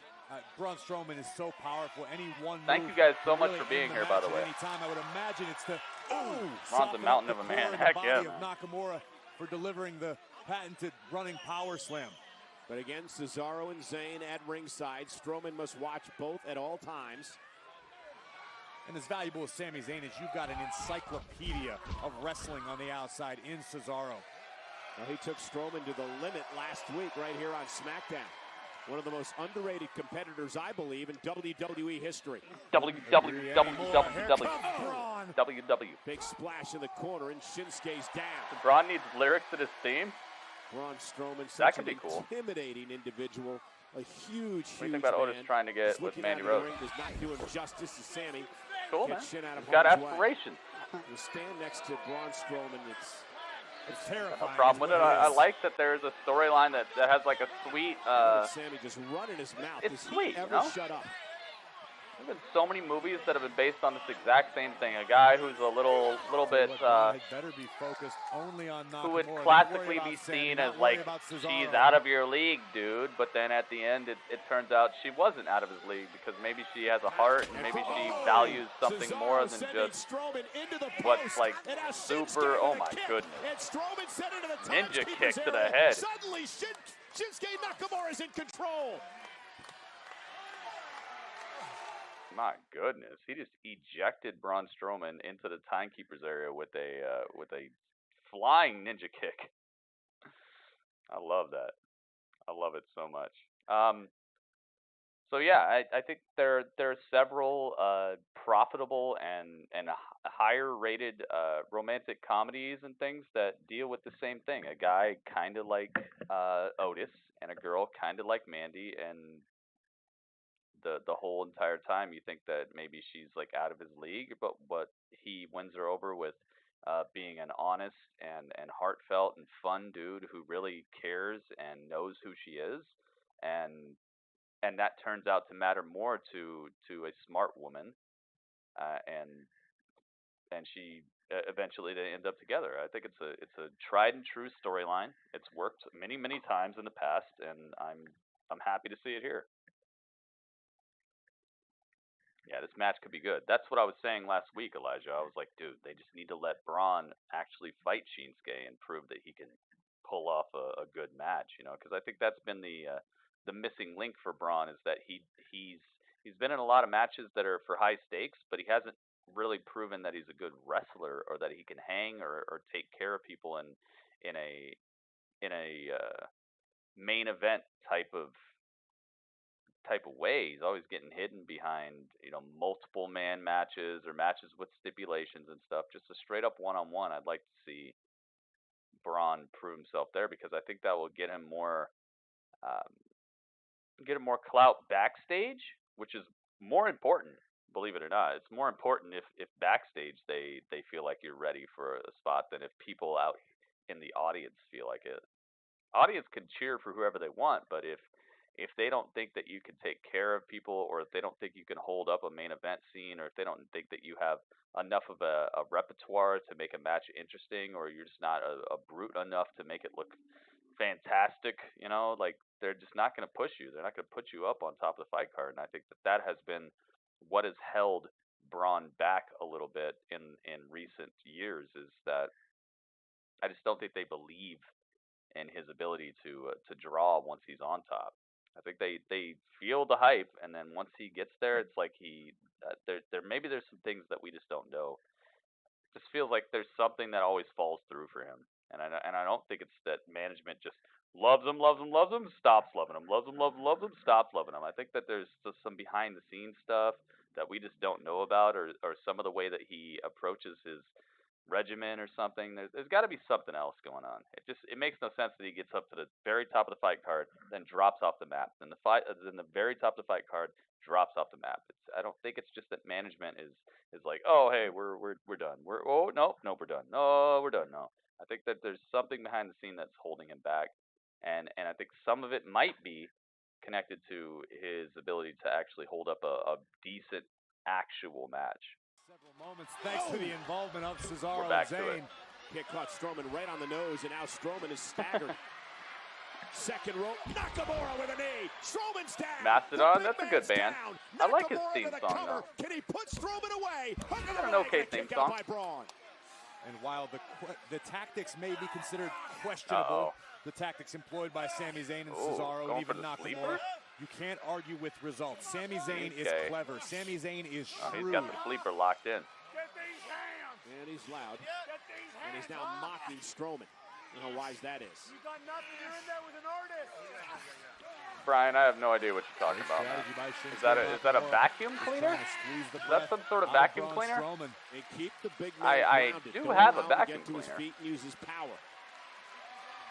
Unfortunately for Shin, Strowman is so powerful. Just like that. Nakamura misses with a kick, but caught him with a second one. Right on the ear. Kelly, what's Strowman that? down to one knee. Nakamura's theme is epic, dude.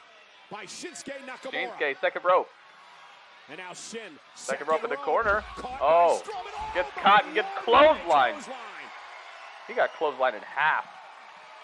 Braun's getting mad now. Strowman looks furious at this point. I actually like this match. Oh, runs him over, shoulder tackle. Another shoulder tackle. The ring is two sides surrounded by Sami Zayn and Cesaro. Uh-oh. Yeah, karate chop, center of the ring. Oh my goodness. Probably break bricks with that. Two. Nakamura kicks out at 2. 2.75. Same can be said. My for what goodness. we're about to see yet again. Look at this. Boom! Really Nearly took Shinsuke's head clean off his shoulders in the middle of the ring. I'm gonna check it out. With the running power slam to put Nakamura away, but Shin able to wriggle his way out of it. Now Nakamura delivers the knee, and now we may have Strowman where he wants him. Knee right on the side of Strowman's head. Cover now by Nakamura. Shoulders are down. Is it enough? Two counts. No. Braun kicks out. Shinsuke Nakamura almost knocked off Braun Strowman. But imagine Nakamura Braun was wanted down, the man. That was Kinshasa almost knee it. strike. Didn't have Wait, quite is there a enough new time to load it up fully. Still a There is a new one. Oh my connection. goodness. Yeah, Yo. look at this, Corey. I'm so happy about this. Palm strikes to the. I normally don't get this hype about this, but there is a brand new picture. You guys, let's go. Let's go. Oh my goodness. The Intercontinental Champion flattened for the moment. Can Spine Braun fight buster his by way Braun. back up? I haven't seen Braun do many Just like spine that, busters. the momentum in this match is shifted. And now again, Getting Sami hype out here. Zayn, I the like this annoying match. Zayn, and Cesaro with Uh-oh, a steel Cesaro. chair in hand. No, Cesaro, don't mess this up. Come on, Cesaro, leave him alone. No, that's not it. What are you doing? Well, Cesaro's going to pay for that. Yeah, Cesaro's going to have some Now fun Sami now. Zayn, that's the Intercontinental title he just tossed to Shinsuke Nakamura. Uh-oh, Shinsuke. Got it. He missed wildly. Missed him. Power slam. Nice power slam. Braun is pinned. It's over. Intercontinental champion. Wow. Braun pins Shinsuke against all odds. Oh my goodness, dude. Wow, it's happening, guys. It's happening. What did I say? What did I say? He proved it tonight. He did a good job tonight. And we got a brand new picture of Shinsuke here. Good match, man.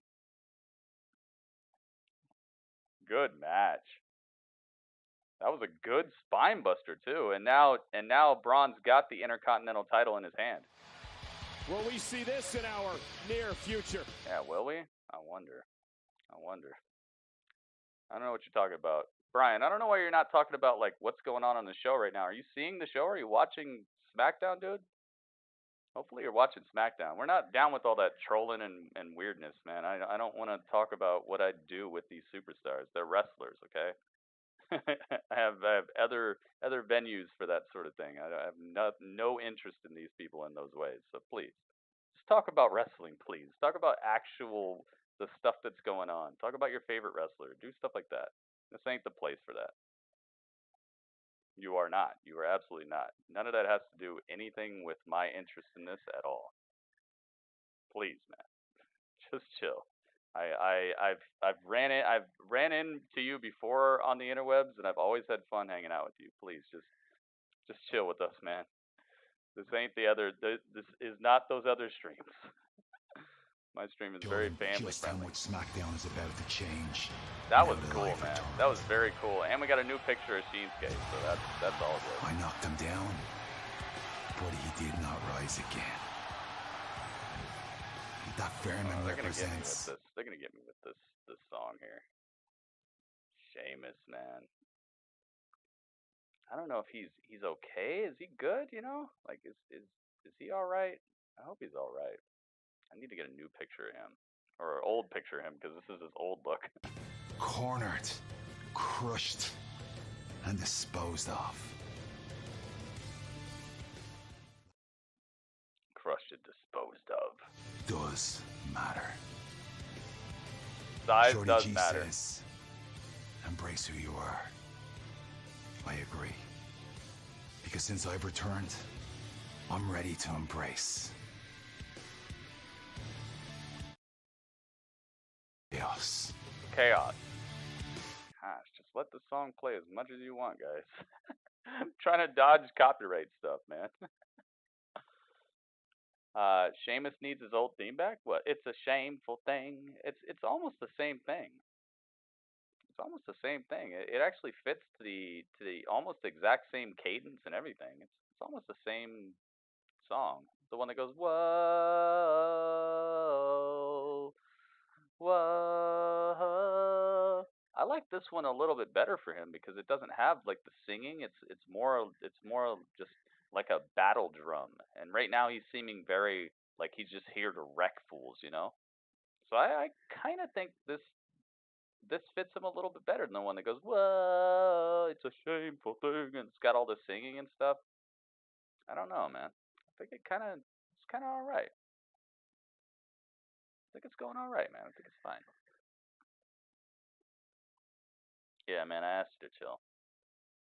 Like I said, that's not why we're here, man. We're not here to talk about these athletes like they're pieces of meat, and we're not here to listen to like Playboy-esque stuff. I know a lot of the streams that you hang out in, they love that type of stuff. They want the sensational.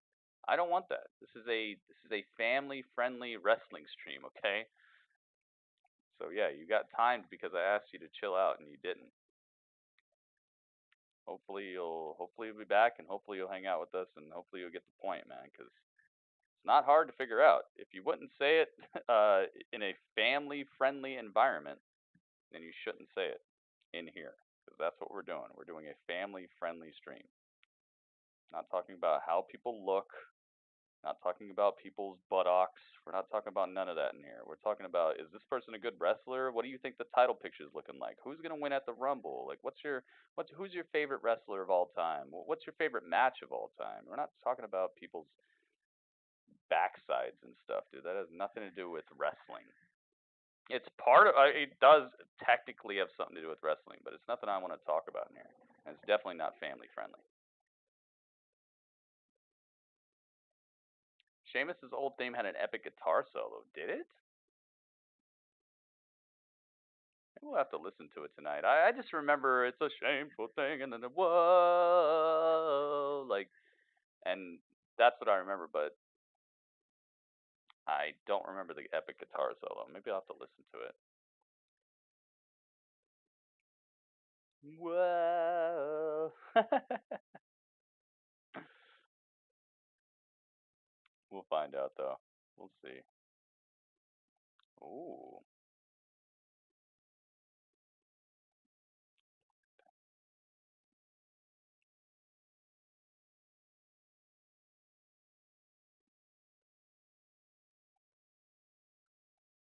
Ooh.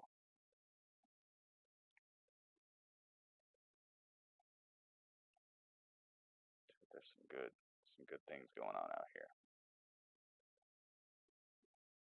Mo has 23 mentions on social media, 152 mention reach, 41 likes, 6 retweets, and 2.45 thousand retweet reach. Mo doing the dang thing on social media. I'm gonna favorite that. I see you, Mo. I see you. I'm just taking a second to check some people out. All right, let's do this. Let's put an ad in here. So we can get one.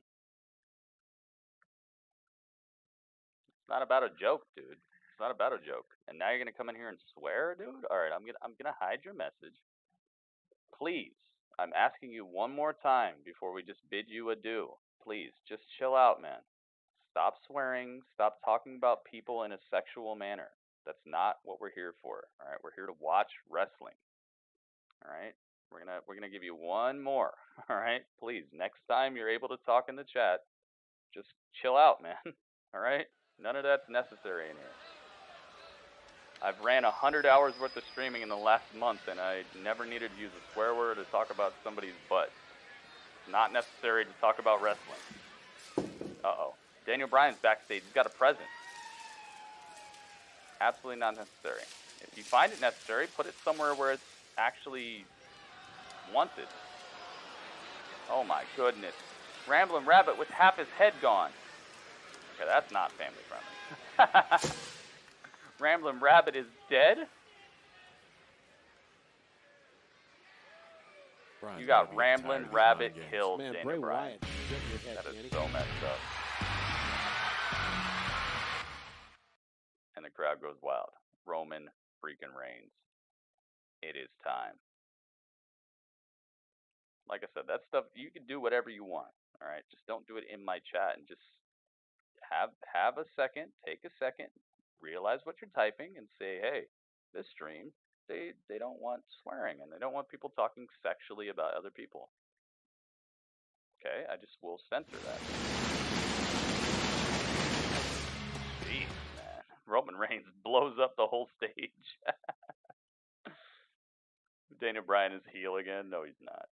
Absolutely not. Comes Roman Reigns giving high fives. I'm glad he's getting cheered, man. They gotta just stay on. They gotta stay the course, man. They can't get overzealous and start. They can't get overzealous and start making him just overly ridiculous. Okay, they can't do it.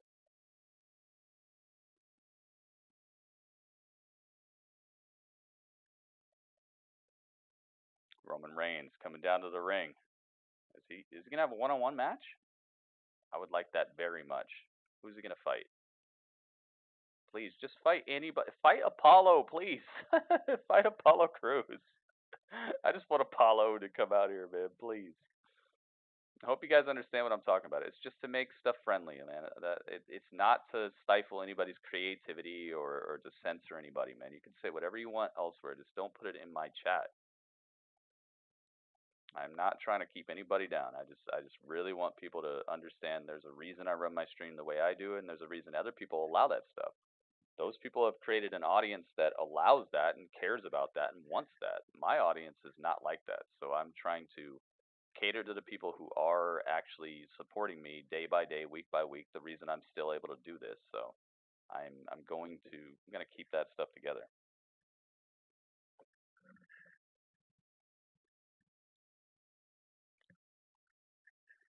No, you didn't. You said the F word after that, and now you're arguing with me, dude. It's not your stream, all right? It's not your stream. Please figure it out. I'll be right back.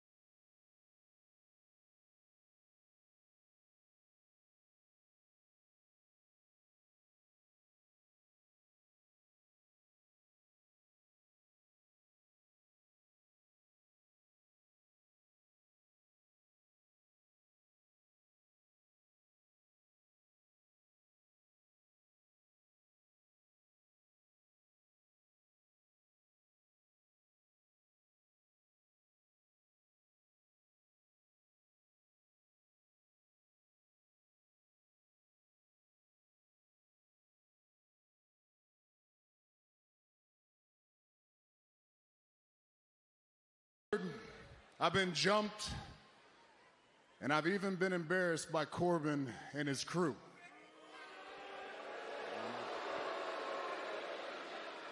And throughout my career, I've always had backup. Always had backup. But this time, I didn't need the help of friends. This time, I needed the help of my family.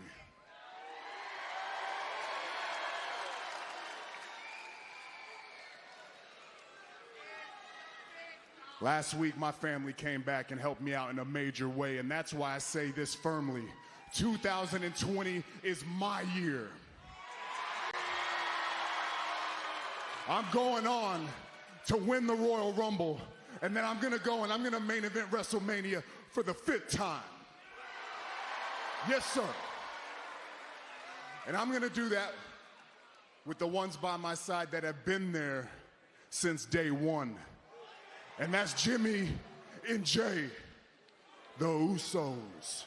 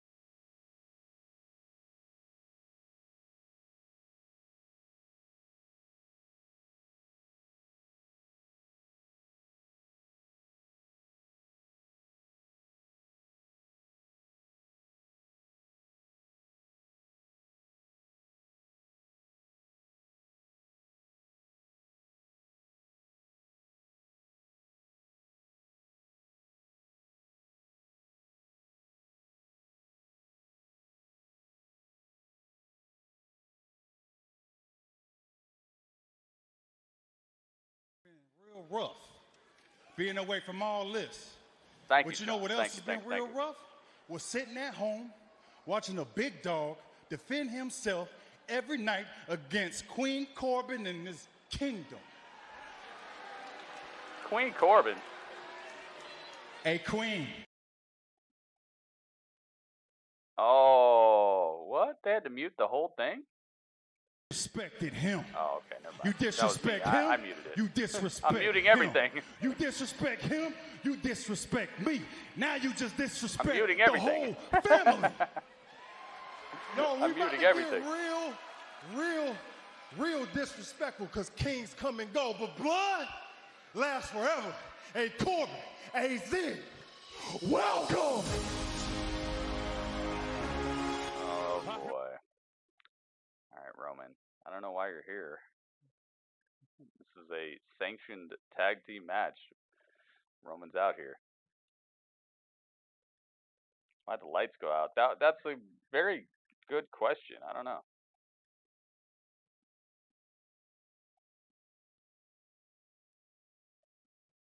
Turn off the whole movie. The Dudley Penitentiary, yes. Alright, so here comes Baron Corbin on his throne. His mobile throne. You're scared. Not mobile phone, mobile throne. One-on-one. So you're going to go hide in the Royal Rumble match. There's a problem with that, though. Because if anybody is winning the Royal Rumble match, it's the King.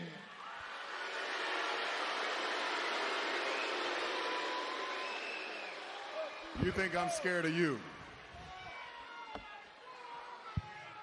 Actually, I'd love nothing more than to whoop your ass twice in one night. So yes, before the Rumble match, I say we go one-on-one. And then at the end of the night, when I throw your ass over the top rope, and I'm the last man standing, and I'm pointing at that WrestleMania sign, celebrating with my family, you're gonna know who the man around here is. Roman, I accept your challenge. The only problem is after tonight, you're not gonna have any family. Cause right now, we're about to handle the big dog's two little bitches. Oh. So wait a minute. And the Usos ready to go. Usos. Oh my goodness! Over the top rope, destroying all the king and his security. The little servants. Ziggler, the Usos when we come back live. Oh my goodness! Why is Roman still in the ring? This is the start of it, man. I hope they're not going to do it. I hope they're not going to do it. Please, please, please don't do it. Get Roman out of here. Get him out of here quick. Please get him out of here. Do not do this. This is the stuff that makes it so people don't like Roman. You're putting him way too into the matches. Just if he's not in a match, leave him out. Leave him out of it. Here we go though. Here it goes. Get him out of here, please. Intercontinental Championship. Let's see. Can I click on it? Yes. Shinsuke Nakamura has been the Intercontinental Champion for 180 days. Wow. That's crazy.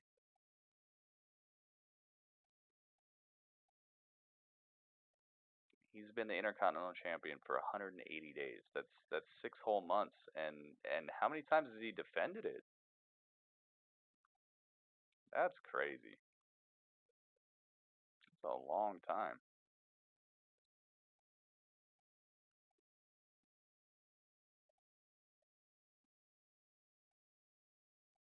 Okay, let's see. Let me get this.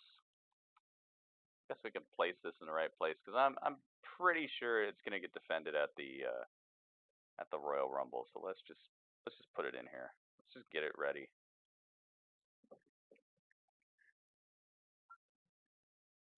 I don't think he broke the record. No, the record's like 200 and something days. He didn't break the record. Well, he has the record for this current iteration of the title, but he didn't break the record.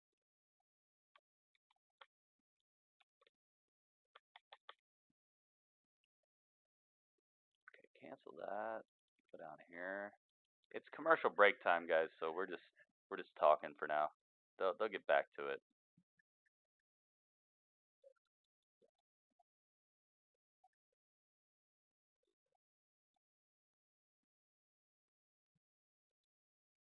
See if I can find it.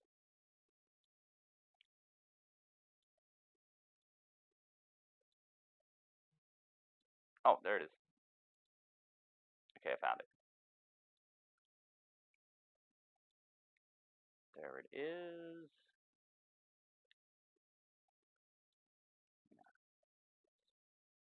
Open it up. All right, there it is. And let's switch it up, at least for now. Do you think when Cody Rhodes comes back to the WWE after AEW maybe falls through that he'll reintroduce the old one again? That would be funny. There it goes. Oh, that's nice. That's nice right there. Hang on. Make it bigger. There we go. Make it a little bigger. Make it actually fit the whole thing. Oh, that's nice. Look at that. Oh, that's really good. Look at that. SmackDown's not over yet. It's not over, man. It's not over yet. Elvis dude still got it. Daytona 500. What are you guys talking about? Johnny Boy is wrestling next week. Johnny Gargano? Oh, we're back to it. Okay, we're back to the 20. And that is a scary thought back to the match. for the tag team division here on Friday Night SmackDown. Hey, I'd sign up for another New Day Usos rivalry. Some of the great matches of the past year. No doubt about it. I would not. Nice I would double not team sign by up the for another Usos Uso to New Dolph Day Ziggler. Here's rivalry. the cover, hook of the Good leg, matches, and a but kick come on, out man. by Ziggler. Into the corner, and Ziggler will make a tag to King Corbin. You heard the news a little earlier on. King Corbin accepting the challenge. There's so many other superstars that could be out here. At the Royal Rumble. Even though Corbin and Reigns will both compete in the Royal Rumble match. And I find this interesting, Corey, because King Corbin has not had a great track record in Royal Rumble matches in the past. Well, that may That be looked true, good. Look at Michael that. Cole. King Look Corbin how cool has that a looks. spectacular record in the past against These one two Roman promos, Reigns. exactly. What would it mean for King Corbin to beat the big dog again and then win nice the Royal clothesline by Rumble Baron match? Corbin. Great athleticism by Corbin. Hook of the leg and a kick out here in this tag team match on Friday Night SmackDown. Could have true royalty headlining the showcase of the Immortals at WrestleMania. That would be fantastic. Tag made again. Here comes Dolph Ziggler. Now, please, speaking of Dolph, not- he'll be in the Royal not Rumble have match the as freaking well. New 2 Day weeks from Sunday, again. Minute Maid Park, Houston, Texas, home of the Astros, live I on need the WWE. what I need Great to happen dropkick is I by need Ziggler. the cover by Dolph. heavy Hook of the machinery leg and a kick out. Dolph take actually the makes it titles into off ring the New at Day, Royal Rumble match. and then I It'll be a need maybe the historic night, Usos Corey, because versus Dolph heavy Ziggler will machinery, move into second or place somebody with else, most or appearances Miz and Morrison ever if you're in a going to Royal actually have Rumble them match, together, only then have them behind versus Kane, heavy machinery. 17. I do not want to see a replay of every single thing we've already seen for the past the Royal years. Rumble match, and Dolph would love to add that to his illustrious resume. Yeah, former world champion. It's been a little ridiculous United States how champion, often tag we've team seen champion, the Money in the exact Bank same winner as well. superstars And here's over and another over and Money in over the Bank again. winner, King Corbin in the ring off the tag. You know, I read some interesting news today about our good King Corbin, Michael Cole. The good people of Corbin, Kentucky, where WWE Live will visit this Sunday, have actually started a petition to rename their town to King Corbin, Kentucky. That's a fact. There's a petition online. I already signed it. I don't even live there. You're kidding, right? I Tag swear. I wouldn't make that up. Oh, did you expect any rust out of the Usos here tonight because of their extended time off? I think it always oh, look at this. I don't think it matters who you are. It takes an adjustment period to get back into the ring, but thus far, Jimmy and Jay look like they haven't missed much of a step. And Corbin. Of course they haven't. They're like the best tag team on the planet.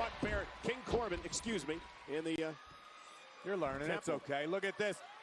Jimmy Uso headed up top. Oh, boy. Here we go. The Revival's here. Well, Go, go, Power Rangers.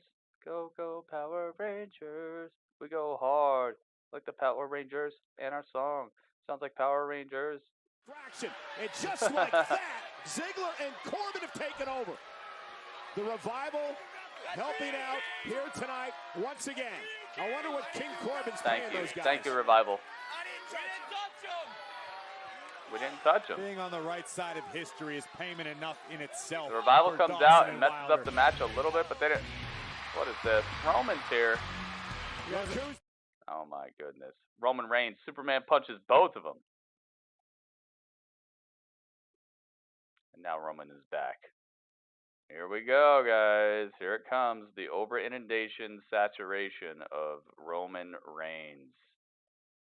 Oh my God, dude. This is exactly what I did not want to happen, dude. He's finally getting cheered. He's finally looking like a guy that we can get behind, and now he's going to be in every single thing now. Oh. All right. Anyway, it's commercial time.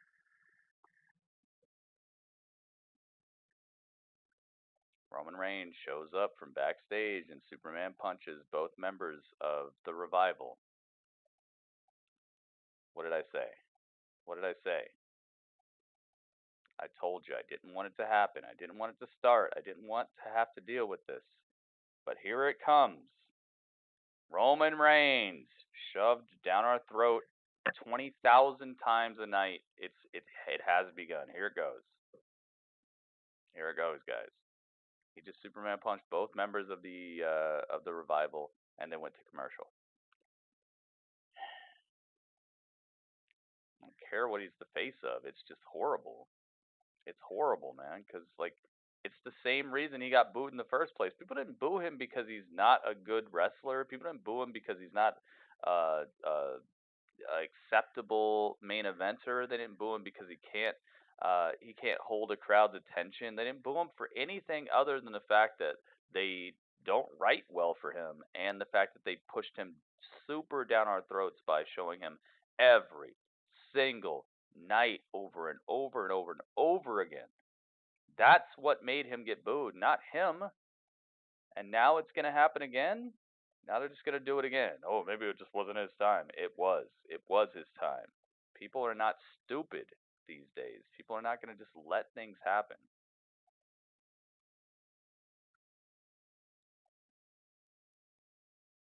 I don't need to see Roman Reigns 3 times a night, all right? Trust me, I know who he is. We all know who he is by now. If you're watching wrestling today, you've seen Roman Reigns probably more than your fair share.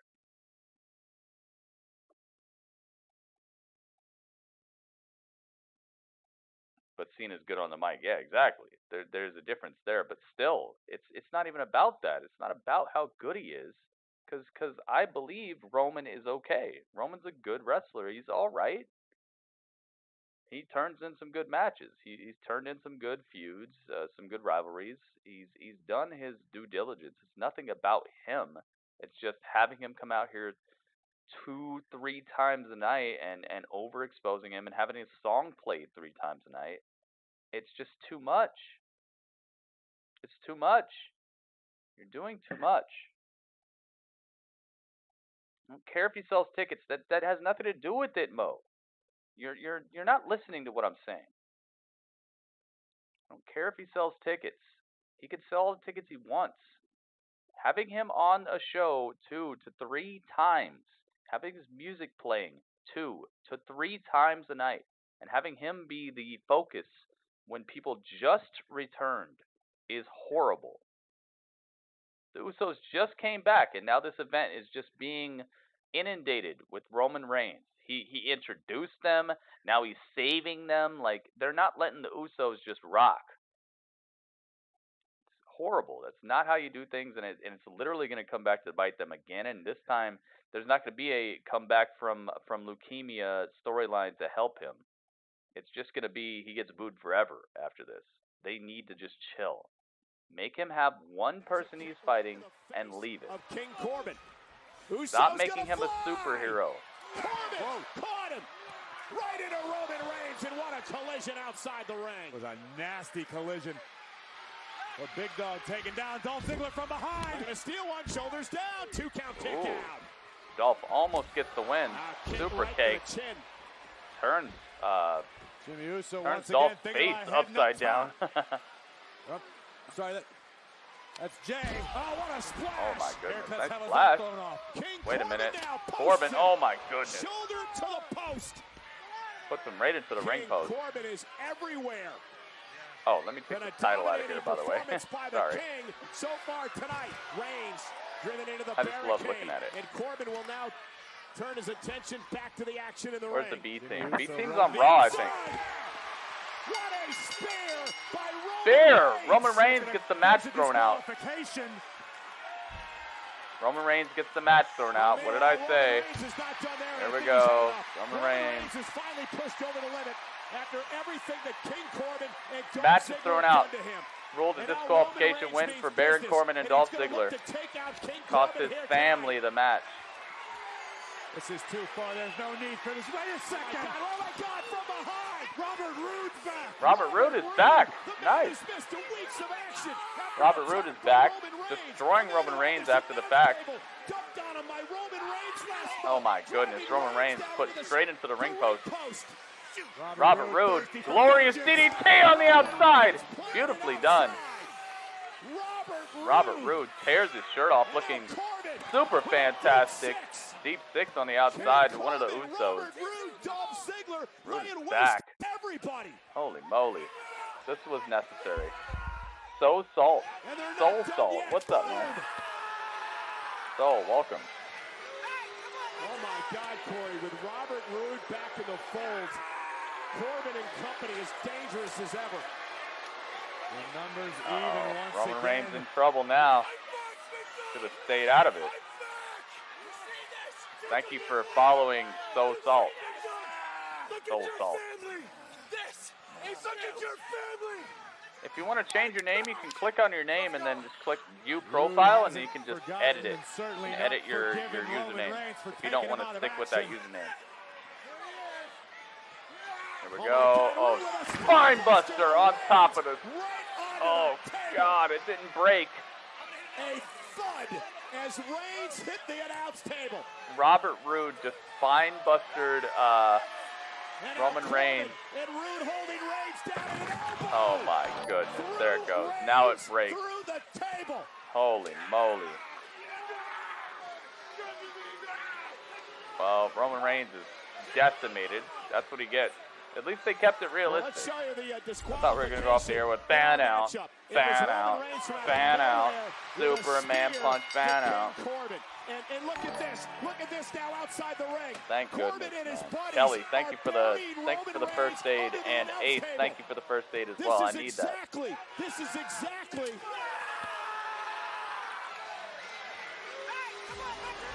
Standing extra tall. Baron Corbin standing tall. Dolph Ziggler standing tall, and Bobby Roode standing tall as well. And Roman Reigns and the rest of his family are destroyed, which is awesome. I'm glad it turned out that way, because if it would have turned out any other way, that would have been super wacky, super predictable, super forced, and just the same old stuff. I'm so glad, dude. I'm so glad. Thank goodness.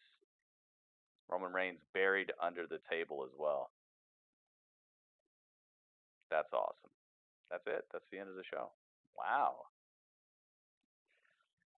That's how they ended. Roman will be in a 6-man tag at WrestleMania. Good. Good. I don't want him at all in the title pictures at all.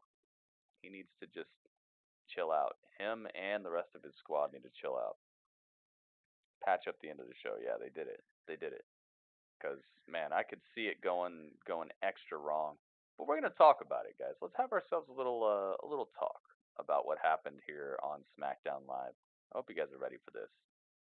Seems like everybody lost focus. Everyone lost interest in SmackDown Live tonight, which is understandable because it did have a good build, and then it just kind of fell through at the end. But we're going to talk about it.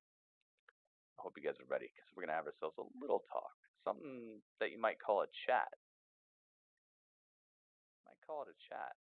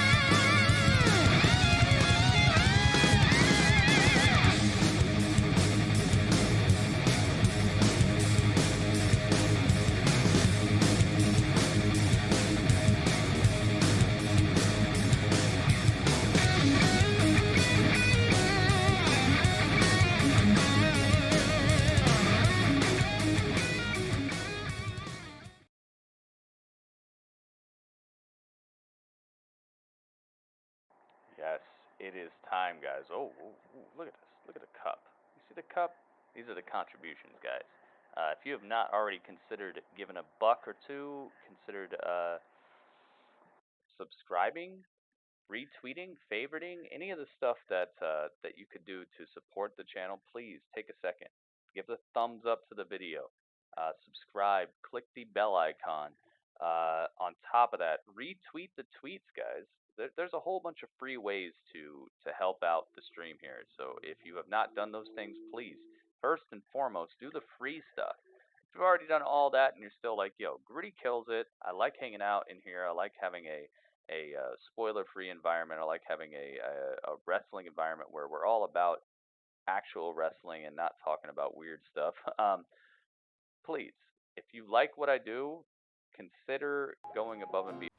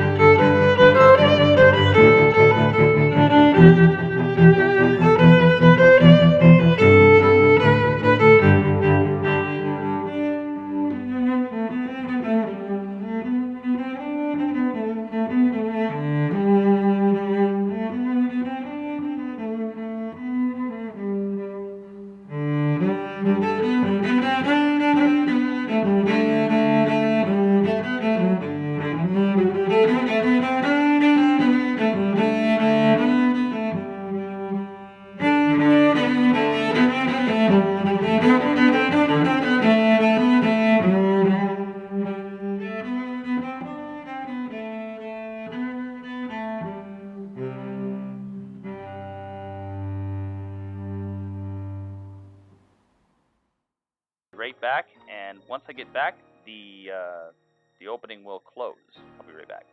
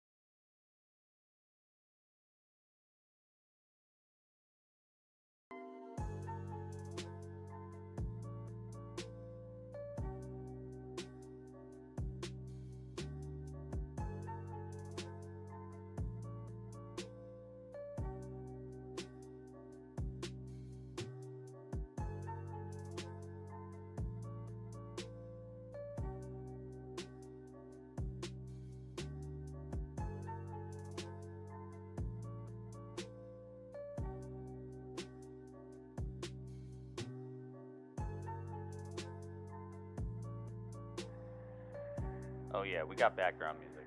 Alright, we are back. So the people who have entered the number one are Ghost Empire, Sean, and Ace. So it'll go Ace, Empire, and then Sean. You guys are in charge. Now, in the meantime, what did I think about this?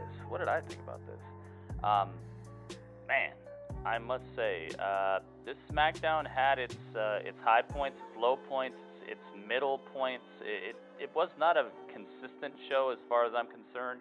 The beginning was real hot. They started out hot. They brought out John Morrison right away. which is something I did not expect for them to do. I did not expect for them to be like, hey, here's John Morrison right off the bat. John Morrison seemed to botch his promo completely. His promo was just incoherent babble. I'd love to listen to it again. I can't do it right now because I'm live on YouTube, and WWE tries to get you if you play any of their stuff on YouTube. But John Morrison's promo was incoherent babble. It was literally something I would expect from like a tough enough competitor. It was not well done at all. You could tell they wrote something for him and he forgot everything. As soon as he got out there and he's like, whoa, there's more than 500 people in the audience? And you could tell he just lost it. He lost all cohesion. He lost all chemistry with Miz, and I don't know how they pulled it back together, but I'm glad they did because they needed to get that segment done with. And that's probably why New Day came out so quick. Did you notice how quickly New Day was like, oh, you know, like they was like, oh, don't you dare be sour, like out of nowhere, and you could see Miz and both of them, like, they just had this look on their face like, yeah, we messed up. I really wish it would have turned out a little bit better. Ace, your review is first, so I'd like to know what you liked, what you maybe thought could have been better, and your overall score out of 10. So 6 out of 10, 8 out of 10, 10 out of 10, whatever you thought. Your first, Ace. Second is going to be the Ghost Empire, and third is going to be Sean, the H-Bro. So that's what I thought about the opening segment. I was a little disappointed that Morrison wasn't challenged by somebody. Nobody came out to, like, you know, give him his due, you know, but it did turn out okay because Morrison did get a good spot during this match. So it's going to intrigue, and hopefully I just don't feel like they have a lot of time left until the Rumble to really get people like, oh my God, Morrison. What do they have, like 2 more weeks? Let's hope next week is going to be like the hotness for him. I hope somebody challenges him or he challenges somebody else. I hope that next week Morrison is going to actually bring more eyes to the product and bring more eyes to himself. Because tonight started out really badly for him with his promo, but it ended out okay for him because of that off the steel steps flip no-handed cartwheel he did to kick Big E. I like that. Okay, so Ace says, what I liked was the progression of the Otis and Mandy story, and then I liked Braun winning. It was nice to see John Morrison. I love everything dealing with Bray and Daniel. Yeah, they're doing a good job. They're doing a good job with Bray and Daniel. Gosh, it feels like Bray and Daniel Bryan are such like the apex of like being able to tell a story in a way that's just it's encapsulating and it's fun, but it also keeps you wanting more. I feel like they're doing a very good job between the two of them. So I'm definitely not gonna begrudge you for what you said there. It was nice to see John Morrison. I agree with that. Braun winning was very unexpected, actually. I did not expect Braun to win, so seeing that, especially with all the odds in his, not in his favor, all the odds against him. He had Sami Zayn, he had Cesaro, and he had to beat Shinsuke, and he still pulled it off. So I don't know if that's good for him or bad for him. I really have no idea. Hopefully it'll turn out all right for him. He had a pretty good match with Shinsuke. I liked it. What was your score out of 10, Ace? What did you think out of 10? 9 out of 10, 4 out of 10, 6 out of 10? What did you think? The Otis and Mandy story, I'm glad you brought that up as well because as I was saying during the show, this is a tried and true Hollywood storyline. The guy who, he's interested in a girl who's considered out of his league, and then she starts to understand that there's that he has redeeming qualities. He's not maybe the most attractive individual, but he could be attractive in other ways that matter more. You know, like he's actually interested in her. He actually likes to talk to her. She's interested in him. She wants to know what's going on. Like I very much like this storyline because it's a storyline I've liked many times, dude. This is the story of probably a couple of mall cop movies. You know, the guy who's just not quite the Brad Pitt-esque guy, but there's a girl he's interested in, and she finds out that he's really the best for her because overall he's the guy who's actually going to take care of her and actually cares about her as a person and not just her looks. Even though it might start that way, it doesn't have to end that way. So yeah, I like the storyline. Now for what I hate Roman overexposure. Yep, I don't like him teaming up with the Usos, like we haven't seen that before. I hate the spot, put Morrison in. Also enjoyed Lacey beatdown. 6.6 out of 10. Yeah, the Lacey thing was cool. I like that. Yeah, dude, the Roman Reigns thing is just... I thought that they learned their lesson, dude. Playing his song once, having him come out, punching the ramp, his pyro goes off.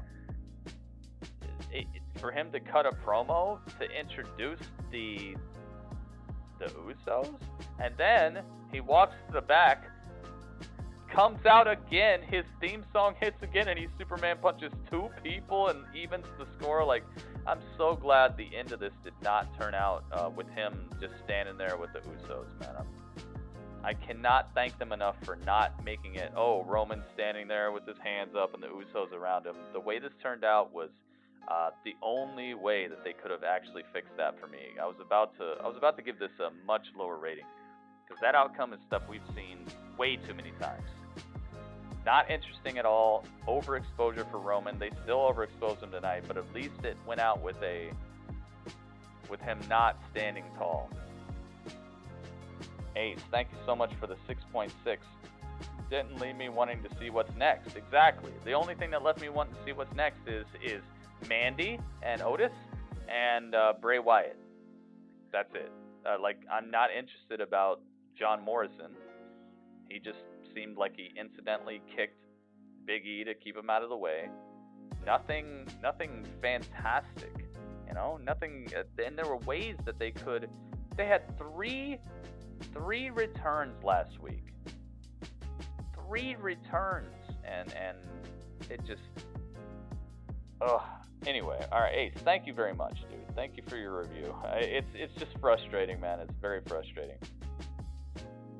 I'm gonna give you 3 chickens. No, I'm gonna give you 7 chickens. There you go. 7 chickens. Ace, thank you so much for your review.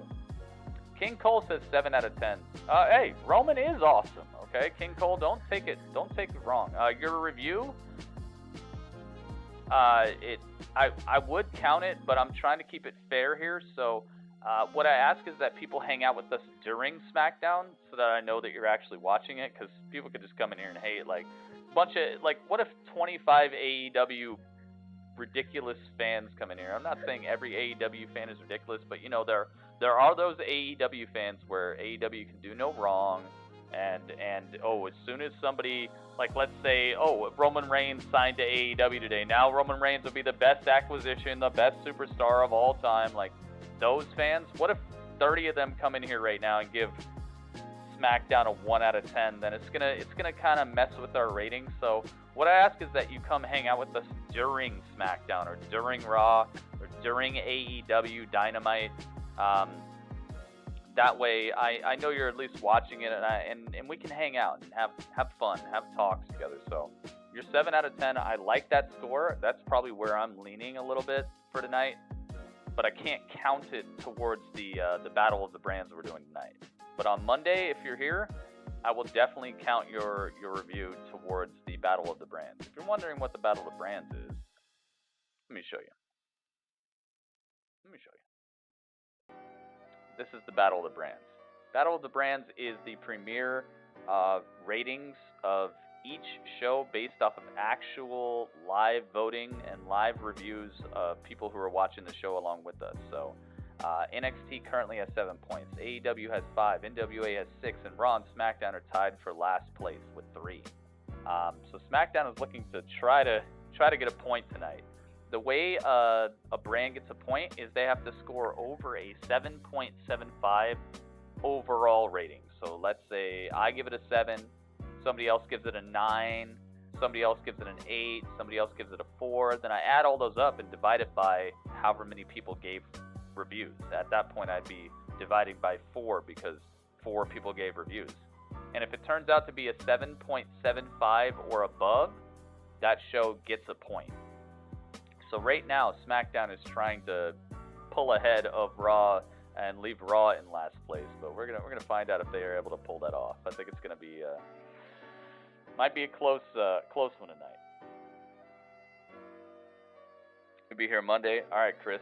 You don't wanna. Oh, all right, Chris. Thank you so much for being here. Thanks for hanging out with us, man. And thank you to everybody who has put some support in the cup or thought about donating to the cause, because all that helps. All that helps to keep this stream together. I try to put you guys in a lap of luxury. Try to give you guys the finest layouts, the finest designs, everything. I spend a lot of time in Photoshop and all kinds of stuff to make sure that you guys are. Which reminds me, I should put this behind Bailey's head. Hang on a second. What's going on here? What is going on? This is not right. Where is it? Hang on. I'm going to put this behind Bailey's head. There it is. Alright. Bailey. Look at this. Bailey. You're not going to get the jump on the stream boss. I'm going to make sure the stream boss is behind your head.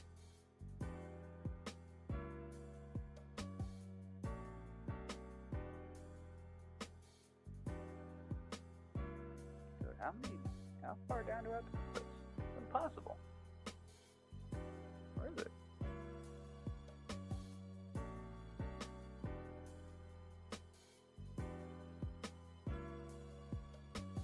Oh, I'm gonna get it. Don't you worry. Love this background music.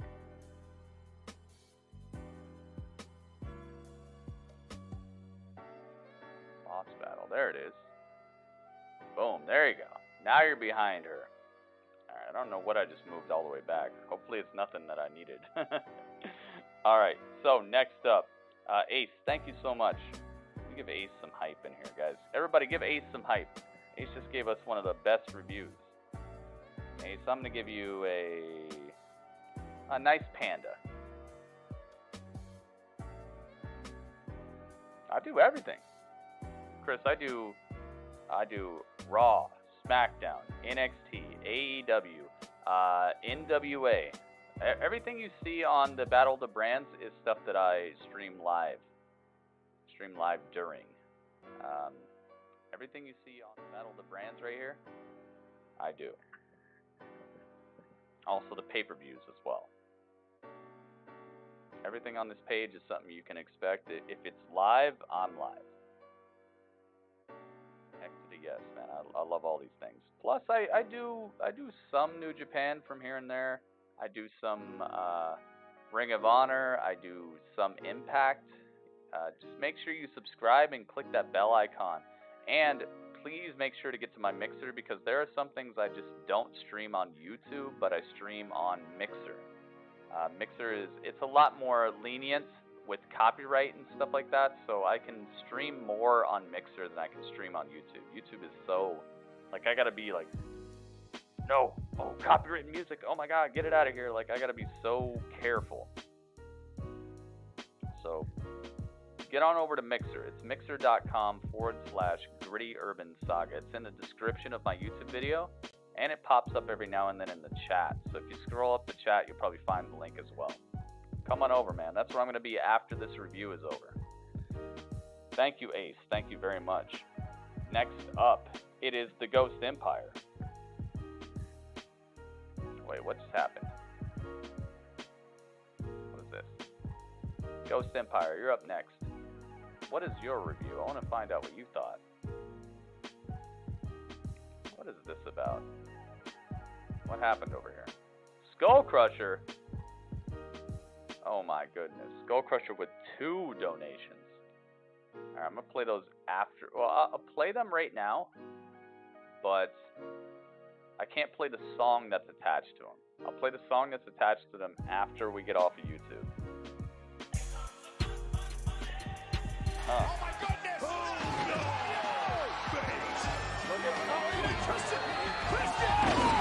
Oh my goodness. Why do you... Why did you do Shane McMahon? Is that why Shane left? Is that why Shane is not around right now? Skull Crusher, thank you so much for the donation. Skull Crusher hype. My goodness. Skull Crusher, thank you so much. I'm gonna give you all of these. I'll be playing more of them later. I gotta get done with this review so we can be off of YouTube before I play the songs you have attached here. I don't want to get behind either.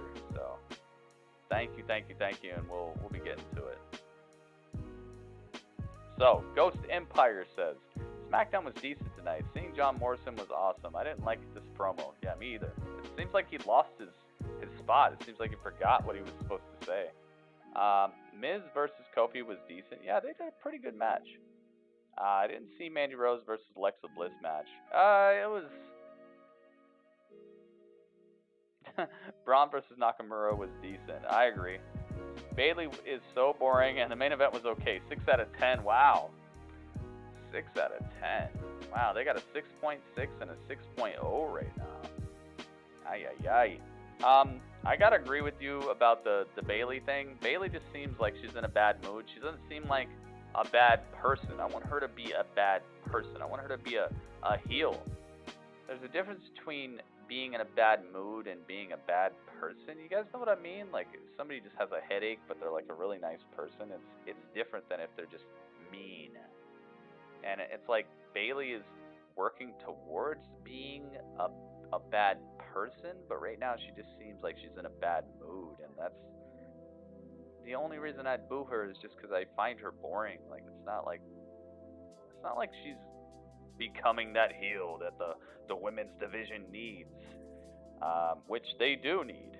They do need that, and I feel like Sasha's closer to that than she is right now, which is a problem because she's the one with the title, you know. Either way, I agree with you, man.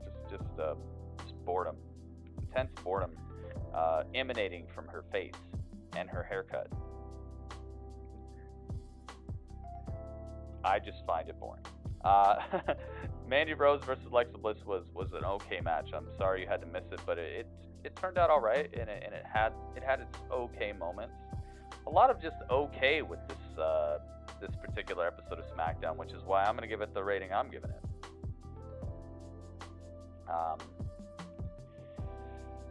Shinsuke versus Braun was decent.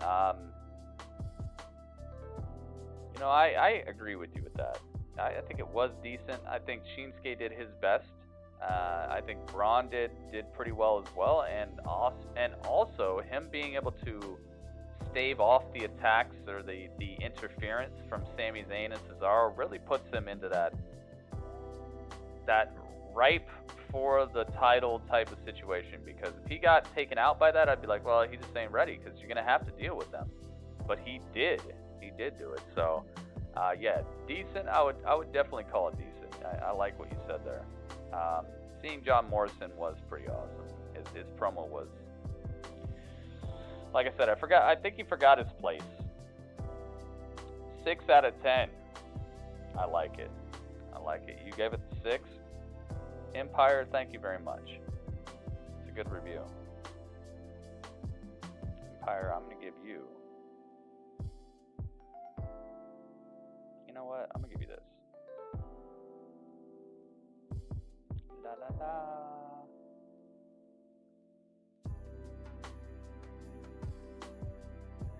Give you that. By the way, thank you everybody who's watching on YouTube. Like I said, I stream during pretty much every major wrestling event and pay-per-views. So come on by. If you don't see me live on YouTube, I'm most likely live on Mixer. It's mixer.com/grittyurbansaga. It's also in the description of the video. It's free to watch on Mixer. You don't have to pay any money or anything. It's It's just a pretty dang good streaming service. They have some really cool features that make it a little bit more interactive than it is on YouTube. So I'd say come on over there if you like what you see here. It's just more of the same and plus some. Thank you, Empire. The way Sammy stole the belt from Braun was funny. My goodness, it was a watchable SmackDown. Yes, I agree with that. So your 6.0 has been added to the 6.6 that Ace gave, and now it is all about the final review, which is Sean, I believe, right? Yeah, Sean. H-Bro. What did the H-Bro think? H-Bro, you can put your review on YouTube or on Mixer, whichever one you're closest to right now. I want to see what Sean, the H-Bro, thought. Thank you very much, Empire, and thank you very much, Ace. You guys are the lifeblood of these reviews, because honestly, without you, guess what? It's just me. And I can't really call it legitimate at that point, because my opinion is not the end-all, be-all of wrestling. As much as I act like it sometimes, it's really not. It's up to what you guys think, because sometimes I'm going to like something more or less than other people in the community, you know? I want to find out what the middle ground is. I want to find out where we're really at, because there are going to be some people who are like 9 out of 10, and then some people are going to be like 6 out of 10, but in reality, it's probably somewhere in between there. So if I think something's the greatest thing, maybe you guys can balance that out. Or if I think something's just horrible, you guys can balance it out by telling me what you thought. So it gives the show an air of legitimacy that I don't see from a lot of review shows that are on the internet. A lot of review shows are all about the person who's running it, and that's it. So I don't want that to be the case here. That's why I've incorporated you guys' scores, you guys' tallies. Okay, let's see. H-Bro says, the show was pretty good for me, besides for too much Roman and Morrison not having the best promo ever. Yeah, it really fell through. I think that maybe hopefully he's just not feeling himself too hard, because some of forgetting your lines is just going out there like, yo, I got this. And when you don't got this, you know? So hopefully he's just not feeling himself too much. I hope he's being a little bit more, gosh, how do I put it? I hope he's being a little bit humble, and hopefully next time we hear him on the mic, it'll be more put together. It fell through, man. But yeah, I agree with you. The Braun versus Shinsuke match was good, though, and I definitely enjoy Bray and Daniel's feud. Oh, Roman finally getting smashed at the end. Yeah, he's been getting smashed a lot recently, which is good for me, but he's gotten his revenge as well. So it's been a give and take. Roman, even when he got the dog food put on him, he came back and destroyed things, you know. So I like that dynamic between the two. I don't like it where it's just Roman. Roman's the best. Roman's killing everybody. Roman's destroying everything. Roman is unstoppable, because it puts it in a situation where it's too predictable, and especially don't want it at the end of the show, because that's the spot, you know. That's the end. That's the main event spot. I'm glad that they counteracted that tonight, though. The return of Bobby Roode was a great surprise, and it came at the best time to counteract this weirdness that we were about to see, because you know it was starting to feel like those SmackDowns. You remember what SmackDowns I'm talking about? The SmackDowns where it's always down. We'll see you next week. Down. The big dog wins. Down. And that's the end. It goes off the air. It was starting to feel like that was what we're about to see for the next couple of months, years, or whatever. And nah, man. We got to get away from that.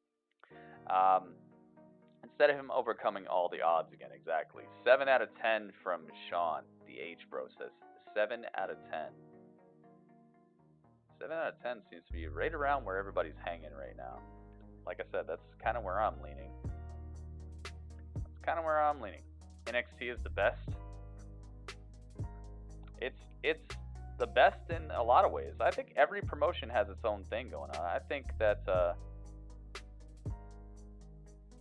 each promotion has its own thing that they're doing better than anybody else. I think that Bray Wyatt is still possibly the hottest thing in wrestling. I think that Chris Jericho brings this just air of legitimacy that is just untouchable in AEW. I think that NXT brings just night in, night out. The wrestling is off the charts. The not the stakes, but the feeling that a match matters has it doesn't matter more than in NXT right now. New Japan has the best per capita wrestling that is on the planet right now, at least televised. I think that Raw has this.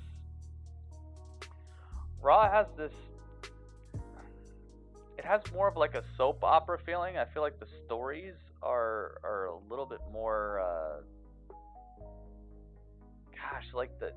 How do I put it? I feel like the people involved in the stories happen to care a little bit more about the stories and they're pushing it forward when there is one.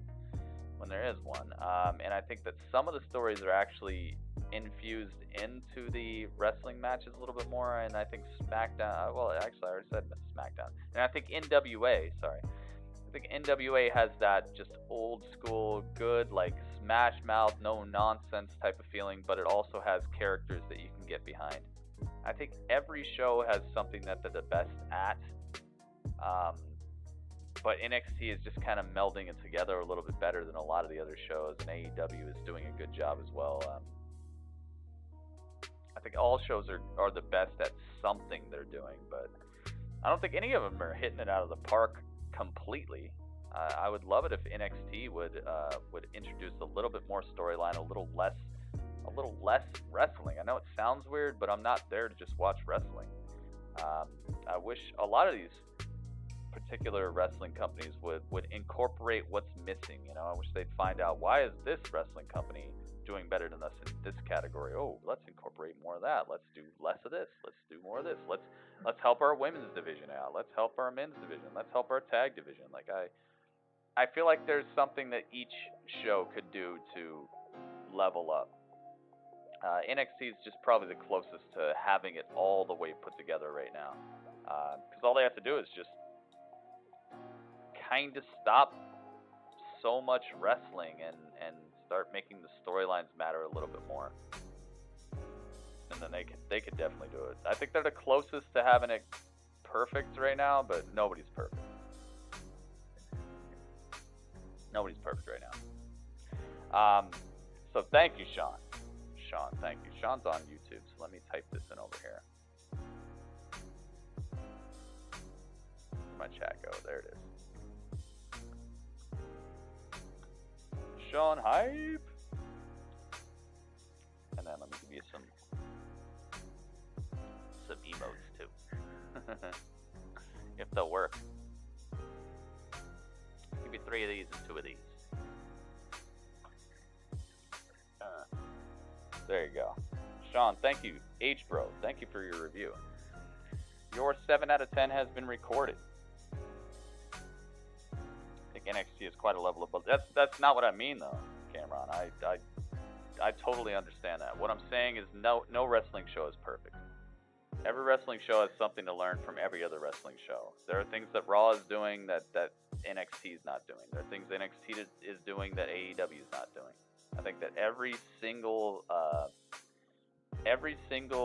brand can learn from every single other brand, especially AEW right now. AEW, they're trying new things, but they're not realizing that new doesn't mean better. I think that AEW can learn the most because they're the young buck on the planet. Not only do they have the young bucks, but they are the young buck. They are the young buck on the scene right now. No matter how much they think they know better than every other promotion, there are reasons that these promotions have been everlasting. There are reasons that these promotions are gaining ground here or there. There are reasons that these promotions they have fans. A lot of why AEW has fans right now is because they already had fans. They already had people who are following these particular people. It's not because of their promotion necessarily, and they could learn something by actually being open to other ideas and not just doing things because it's brand new or because you think you're changing the game. That's what they could do, man. They just need to take. If ratings mattered, Mo, this is the thing that I'm gonna say to everybody who talks about the ratings. If ratings mattered, that means Raw is better than NXT. Is Raw better than NXT? This is what I gotta say to everybody who always talks about the ratings. Stop talking about ratings. The amount of people watching something has absolutely no bearing on how good it really is. Okay? I've had a home cooked meal that has been incredibly more tasty than anything I've ever gotten at McDonald's. Does that mean that McDonald's makes better food than my home cooked meal? No. It doesn't matter how many people are watching. Okay? The ratings have nothing to do with it. That means my stream is horrible. That means I don't put in any sort of work. I don't have any production value. I don't Photoshop all this stuff. I don't let you guys be in charge.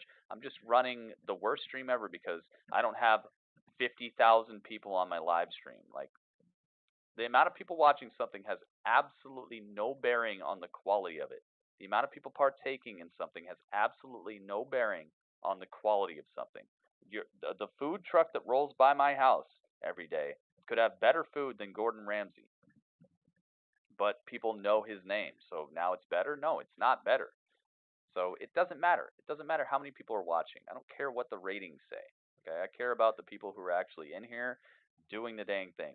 Just people flipping through the channels and landing on TNT for 2 seconds, that counts as a view. Does that mean it's good? No, it has nothing to do with it. So that means Raw is better than everything. SmackDown's better than everything. If that's what people want to go by. But let's take a look. Let's take a quick little look here. What does this look like? Let's look over here. What does this say? Well, what do you know? The two shows with the highest viewership have the least points. Why is that? It's because it doesn't matter how many people watch. The quality of the show is the quality of the show. That's why most things of quality come in limited numbers. Have you noticed that the things that are worth money are normally the things they make less of? It's because the quality is where it's at, not the quantity. That's why if you have a one-of-one Michael Jordan rookie card, it's worth more than something they printed 500,000 of. Because it's a one-of-one, okay? The less you do, the more quality you put into something matters more than the quantity that you put out when it comes to ratings, when it comes to reviewing something.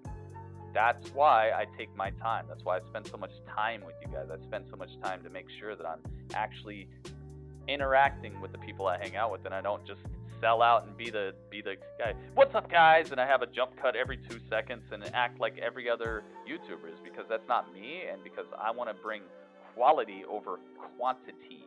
I don't want to be like everybody else. I want to be a one of a kind.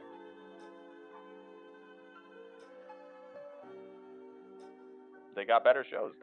Exactly. They do have better shows, but that's why I'm saying talking about the amount of people who watch doesn't do anything, because who cares? More people watch Batgirl. More people watch so many other things that you might not like. That things that are just not even anywhere near what you're interested in. So I don't care what people watch. I don't care how many people watch NXT. I don't care how many people watch AEW. I care about the people who are watching giving me their review of how good it is. Because that's what matters. The people who are interested telling me how good something is matters more than the people who aren't interested just showing up whenever they feel like it and just giving their little blah, oh, that wasn't, where's The Rock? Like, I don't care. I don't care what they think at that point. So, like I said, if you care about the ratings, then Raw's the best show, SmackDown's the best show. Do you want to be that guy? Does anybody in this chat want to be that person who says Raw or SmackDown is the best wrestling show on television? Do you want to be that person, or do you want to actually care about how good the show is? That's why I don't care, man. People tweeting out how many people watched and stuff. Who cares? Does that affect your ability to enjoy a show? Does that affect how good or bad a show was? If you have to wait till the next day after you watch the show to find out how good it was, then you're just not really a wrestling fan. You're not a fan of wrestling. You're a fan of feeling included in something that has no bearing on the actual quality of something.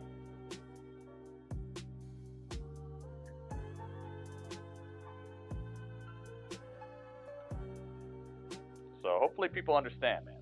That's what I'm saying. I don't care about how many people watch stuff.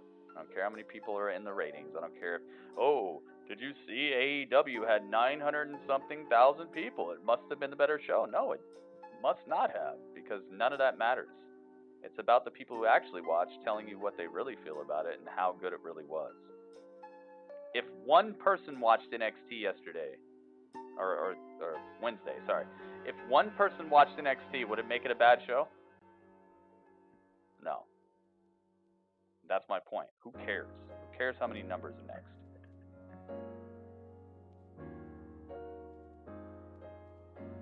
That's what I'm saying, dude. That's just your opinion.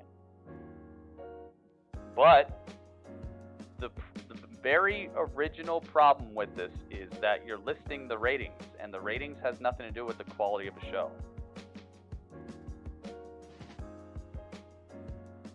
So hopefully you guys understand what I'm saying. You guys even listening to me? I don't think you guys are even hearing me. You guys are just talking amongst yourselves. Like I said, if you have a problem with people in the chat, once again, let me say this for everybody once again. I haven't had to say this in a long time. If you're having a problem with someone in the chat, please listen to me and check back into the stream I'm running. I'm not running a one-man show based off of what people in the chat are saying. We're running a broadcast here. If you're having a problem with anybody in the chat, do not call them out. Do not start problems. Just tune back into what I'm saying, because you're just going to cause fights. You're going to cause problems, and we don't need that, all right? So just chill out and respond to me, okay? Don't go in and try to start your own war. Nobody's talking to you in the first place. People are just stating their own opinion. If you have a problem with their opinion, tune back into me and chill out, all right? It's the only time I'm going to ask you guys. It's not that hard. If somebody says something you don't like, stop talking to them and tune back into the broadcast I'm running, what I'm saying, okay? Let's try that, okay? Let's continue to try that, because it's worked, and it's continued to work for the last 5 years I've ran this stream. And the people who can't get down with that, you know what you got to do. Just chill out, okay? I think it's very easy to understand, man. Different people have different opinions. What I'm saying is, if you do not agree, then just tune back into what I'm talking about. Stop getting wrapped up in your own interpersonal drama in the chat and bringing more attention away from the reason we should all be here, and that's to hang out with me and everyone else. Thank you, Skull Crusher. Thank you very much. That's what's got to happen. Start getting upset at other people, just tune out, tune back into me. You guys get a little too into what each other is saying, and you're not actually listening or responding to me. How about you talk to me if you're having problems with other people? Try that. So anyway, Raw is the best show. SmackDown is the second best show. This is the way that ratings are going now. I'm not saying you're trying to start drama, Sean, okay? If I'm not talking to you, I'm not talking to you. If I'm not talking about you, I'm not talking about you. If it does not apply to you, I'm not talking to you. I'm only talking to the people who are having issue separating opinion from reality and separating themselves from drama. There's no reason for anybody to ever have drama with anybody in this chat. If you don't like what someone's saying, tune back into what I'm talking about. Raw is the best show then. There we go. Raw is the best show on all of wrestling now, because they get more views than anybody else. And PewDiePie is a better wrestling streamer because he gets more views than me, so he's just better. He's talked about wrestling maybe like twice or something, maybe 3 times. So PewDiePie is better than me too, because he gets way more views than me, so he knows more about wrestling. None of that matters. That's what I'm saying, man. Stop paying attention to numbers. Start paying attention to what's actually happening on the shows, because that is what matters.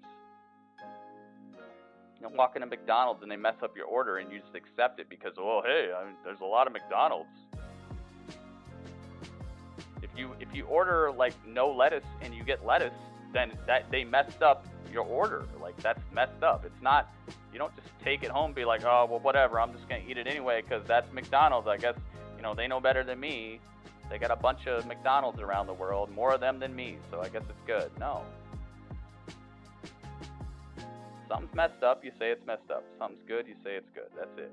That's all I want from people, is just be realistic. No number is going to change if things are good or bad. So, with that said, my overall rating. It's not getting a point tonight. I know that. That's for sure. I'm giving it like a 7.3. I think they misused their hype that they had going for them. I'm going to give it a 7.3, which means they're not getting their review. They got nothing above a 7.3. I give it the highest rating out of anybody tonight. 7.3. But I will do the math just to be fair. Just to be fair, I will do the math. So they got a. Let's turn up the volume. Here we go.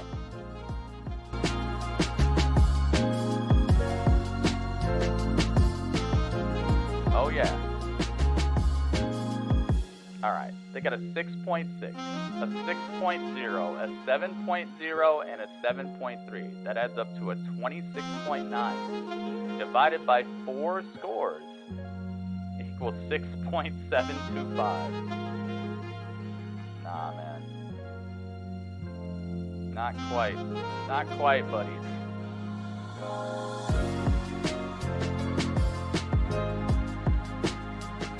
Not quite.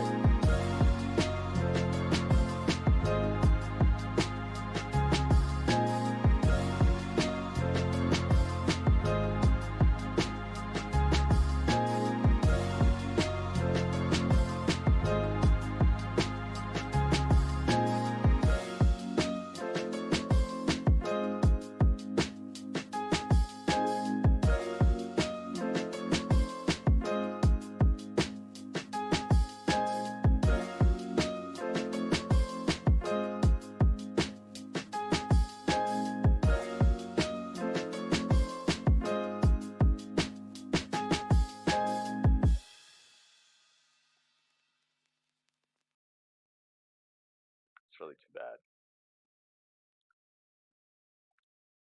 I'm sorry, Gollum. I'm sorry. I'm sorry, man. But you just gotta do better, man. You gotta do better. That was that was one of the lowest scores I've seen in the last couple months. Um, just not utilizing their new acquisitions the right way. We got a backstage promo from Sheamus. Sheamus should have came out here and kicked somebody's head off. He should have been the thing that ruined the main event. He should have came out here and been like, whatever, you know. Corbin thinks he's the best. Smash his head. Dolph thinks he's the best. Smash both members of the Usos. Have Roman come out and here to and try to save him, and he gets his head smashed too by a Brogue Kick. He looked happy to not get a point. He probably is. He probably is. He's backstage, probably trying to like pull for like a better show. He's got better ideas. He's like, yes, I got this idea. Come on, it's gonna be good. Sheamus is gonna come out. He's gonna kick Roman Reigns' head off. And they're probably like, no, what the heck, Sheamus? Nah, give him a backstage promo. And then we'll have the Usos get overshadowed by everything else. And then we'll have Morrison get overshadowed by everything else. They literally took everything that was supposed to be the biggest and best reveal from last week and put a gigantic umbrella over it and just let it be overshadowed. You could barely see their face. This is what Morrison looked like tonight. This is what the Usos look like tonight. This is what Sheamus looked like tonight. They literally just overshadowed everything that we're supposed to be caring about as the brand newest hotness. And that ain't gonna do it, man. Just in service of a bunch of stuff that we've seen for the last couple of years, we already know who the rest of these people are. We already see them. Okay, it's tired. It's old. Okay, Bringing out the Usos again and all that. It's like, come on, man. I mean, not the Usos. Bringing out the New Day. Bring out the New Day again in the middle of your interview with your newest, hottest signee is just asinine to me. So I mean, it sucks that I was the highest rating, man. Maybe I should have gave it a little lower, but that's my real feelings about it. I felt like there were some good points, but overall it was better than a normal SmackDown by a little bit because of that new star power and because you could tell they're building towards the Royal Rumble. People are starting to care about it, but overall it just couldn't reach that hump. Couldn't reach that hump of like a recommendable show. Was it must see? No. No. What was must see about this? The return of Bobby Roode? So that's 4 returns. So what's going to happen to him next week? He's going to have a little backstage promo where somebody else interrupts him. Like it's crazy the way that they're treating like the things that they are bringing back that are supposed to get people more interested and more hype about what's going on. They're treating those things as back burner projects immediately, and that just doesn't do it, man. Guess I won't be watching SmackDown. Definitely. It's not recommendable. It's still, I gave it a 7.3, which is better than an average SmackDown, but definitely not a great SmackDown. That's why it's got a 7.3 for me. And overall, I mean, it got, what did it get? It got a 6.725 overall. So it just, man, not the bee's knees of a show by any means, but hey, if you like wrestling, you'll probably like this show a little bit. It had some okay points. I like the Braun Strowman versus Shinsuke thing. I liked Dolph Ziggler tonight. I liked Baron Corbin tonight. They all got overshadowed by the ending. Morrison forgot all his lines, and his promo was hot trash. They brought out the New Day super quick to like cover up for the fact that he was just fumbling all over the place. He had a really cool move at the end of the match. Sheamus backstage promo once again after already being revealed as like a devastating threat. He's backstage again talking trash over his beat, like he's some sort of like freestyle artist now, where he just cuts a promo over a beat backstage. It doesn't do anything. Lacey Evans versus Sasha didn't even happen. One of the advertised matches, Sasha was like 2,000 miles away, so I don't know how they advertised that match. Wacky backstage showdown between oh my god, I just don't even want to talk about that. The Mandy Rose and Otis thing was probably the thing with the most heart and the thing that got me most involved tonight, which is that should be very indicative, and that should be very telling about what type of SmackDown this was, when the most heartfelt and the most intriguing, interesting thing that happened tonight, besides Braun versus Shinsuke, was Mandy Rose and Otis. And I got to stand by it, man. 7.3, period. You guys' scores involved got it to a 6.725, which is way outside of the realm of being a show that I would say is must-see. Looks like they're going to be heels.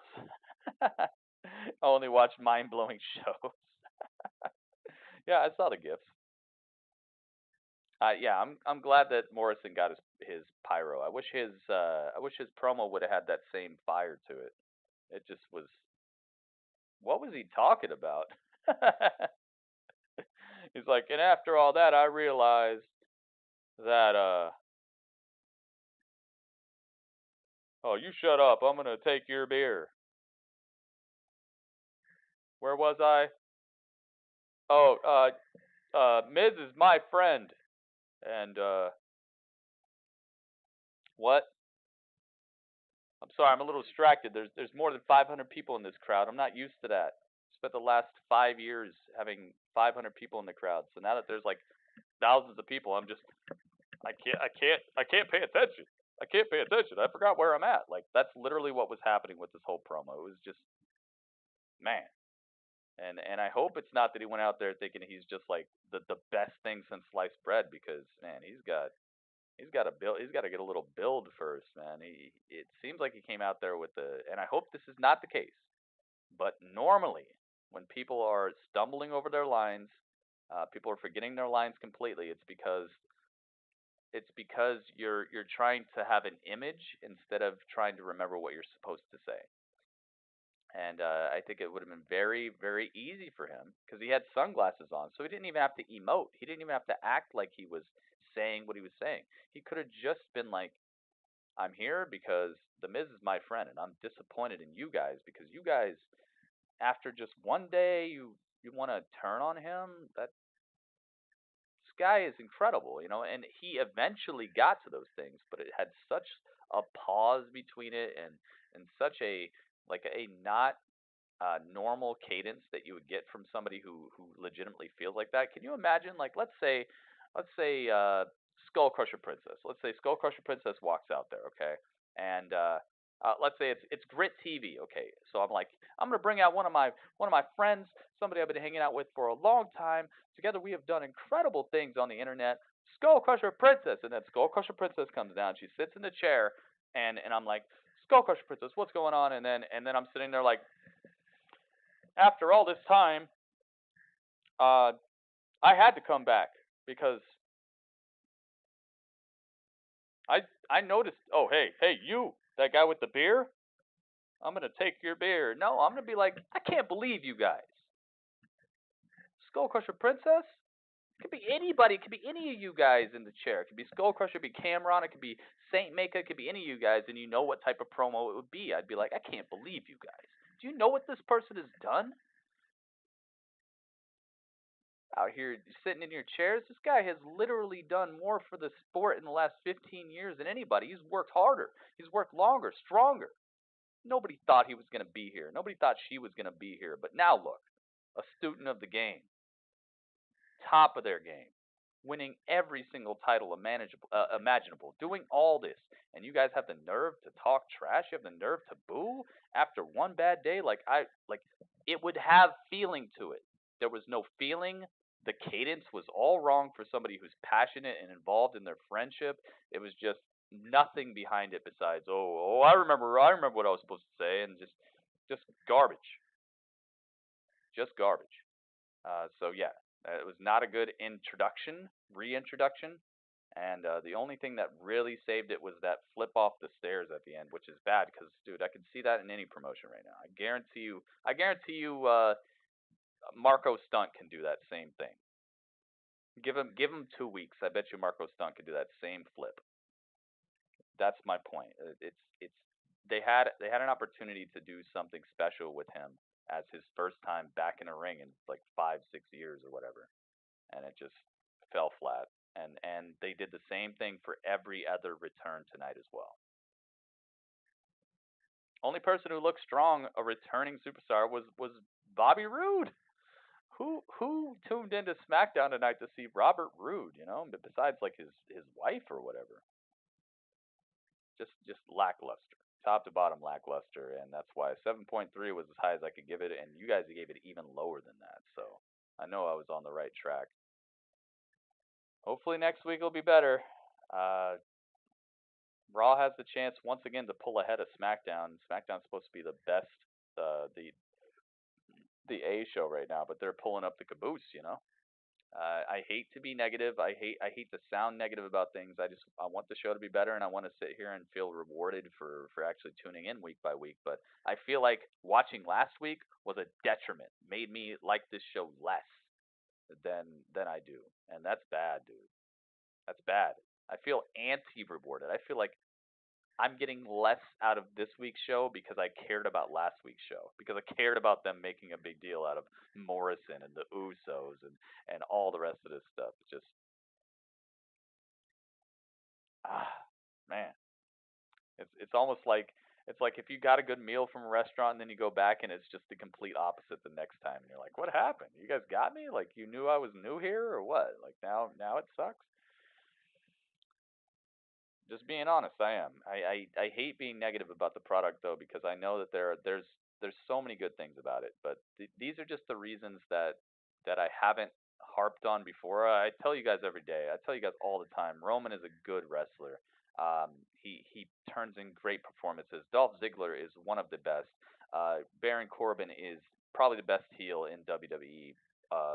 Bray Wyatt is is an absolute genius with this character, with the Fiend, with the Mr. Rogers Bray Wyatt. It's all incredible. Miz is good on the mic as well. It's cool to see Morrison back. The Usos are back, probably the best tag team on the planet. The Revival showed up. There's the return of Robert Roode. Like, there's so much stuff. I like Robert Roode. Braun actually getting after Shinsuke. Shinsuke and Braun having a match on the show. Like, I've already said so much good stuff about these people. You guys know I'm just an incredible supporter and incredible fan of all these people. I love what they do. But when I see stuff like this and it just takes me out of the experience and makes me feel anti-rewarded, like, I have to talk about the elephant in the room, dude. The elephant in the room is not that I think Braun is epic. I think Roman is awesome. I think Shinsuke is incredible. It's not. That's not the elephant in the room, because I've said it 1,000 times. What I haven't said 1,000 times is, how about you put Morrison front and center in this show? How about you put the Usos front and center in this show? How about you put these people that are bringing this new hype to your product? How about you put them in the front and center type position and stop shrouding them with all kinds of stuff you're piling on top of them? It's, hey, we got a new thing on the menu. You're going to love this. Hey, sir, come on in. We got a new thing on the menu. You're going to love this. And you're like, what is it? They're like, it's incredible. It's this new pizza. It's got great toppings. It's cooked perfectly. It's got the finest local sourced goods on it, so everything you see is grown here locally, so you're supporting your local scene by buying this.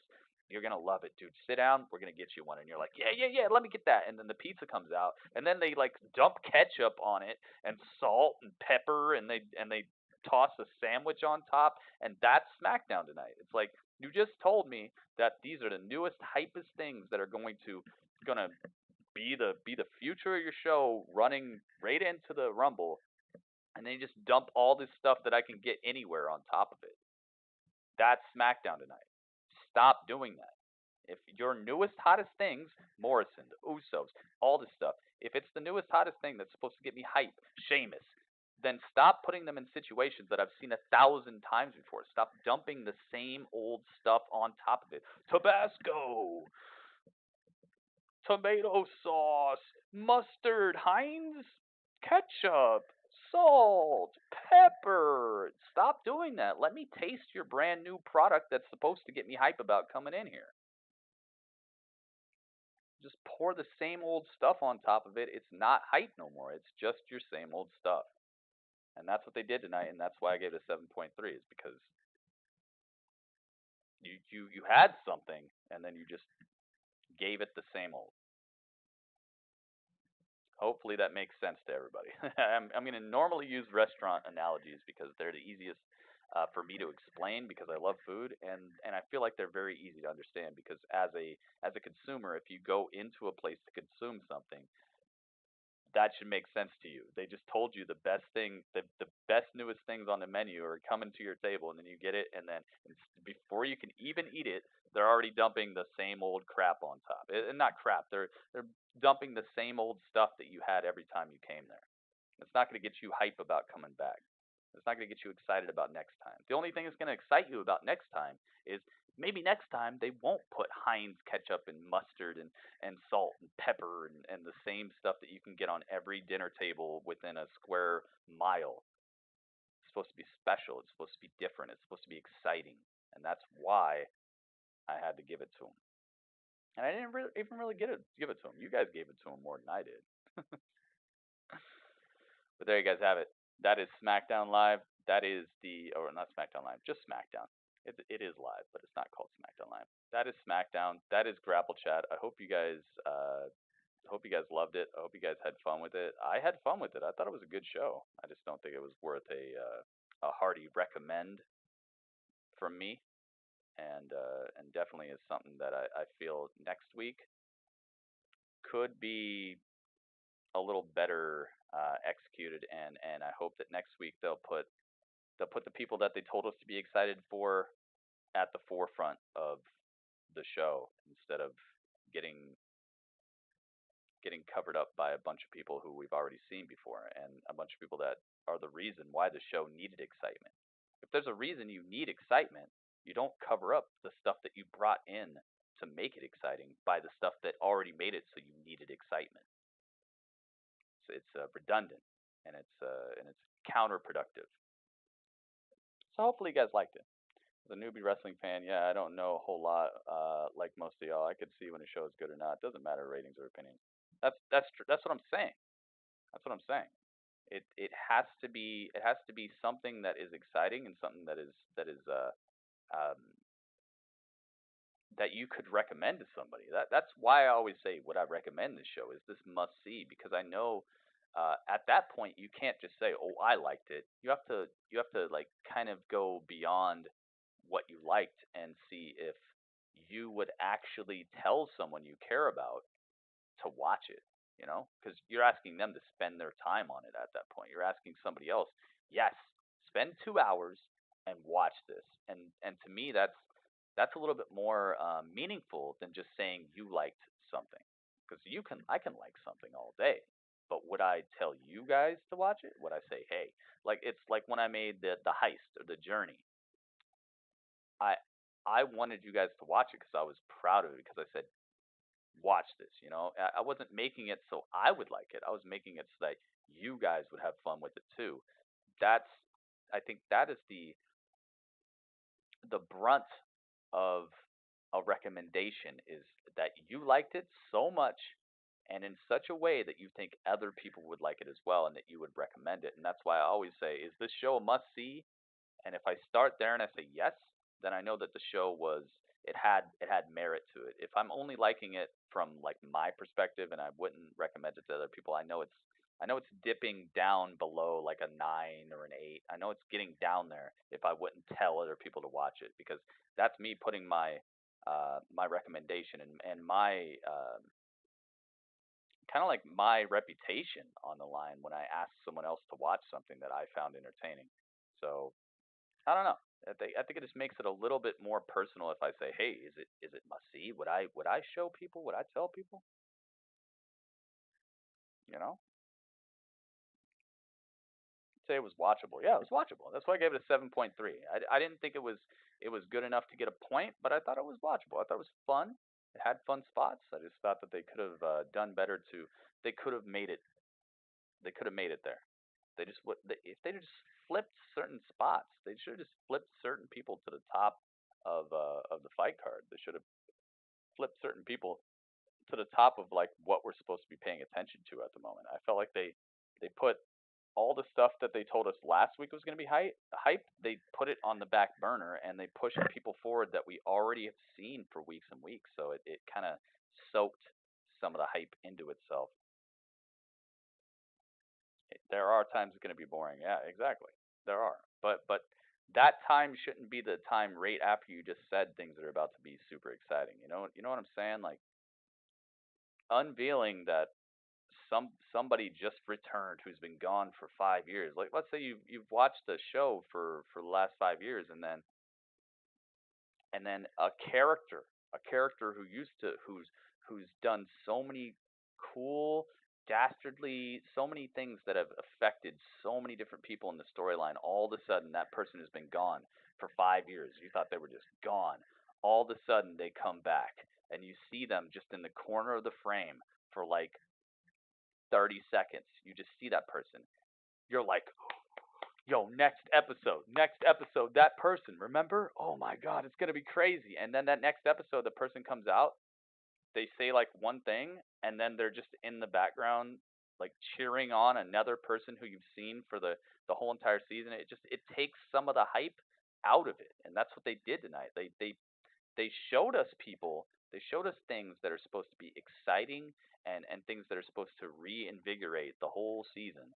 And then they put them down below and behind the people who we've been getting kind of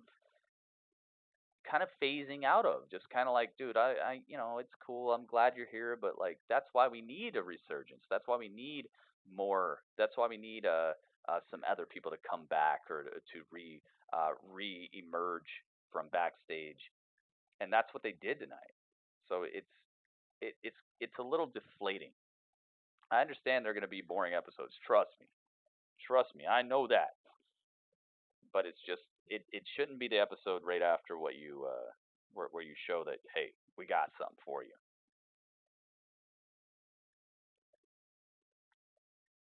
They're making you wait for it. Hey, that's fine, but this people need to understand. In the meantime, I'm not gonna be sitting here like, oh, hey, well, it's fine. It's not, dude. It's not. It's not. The slow burn stuff doesn't work for me. Unless it actually looks like it's going somewhere. The thing with Bray Wyatt, it looks like it's going somewhere, so I'm fine with it. Did Bray Wyatt wrestle tonight? Did the Fiend show up tonight? No, and I'm fine with it. I'm fine with him because I see it's going somewhere. I see that they at least I hope it is, and from the past I see that normally he's going somewhere with it. That's something that allows me to be like, okay, cool, I'll wait. But when it's like your newest, hottest property, your newest, hottest signee shows up, botches his promo, and then he's just in the background for somebody else's match, I have a little trouble believing in the whole, just wait for it, man, it's gonna be epic. I have trouble with that because I just don't have that trust. I don't have it. I don't have that trust in that storyline yet. I don't have that trust in the way that they're building him yet, and especially when it starts that way, doesn't give me the best feeling.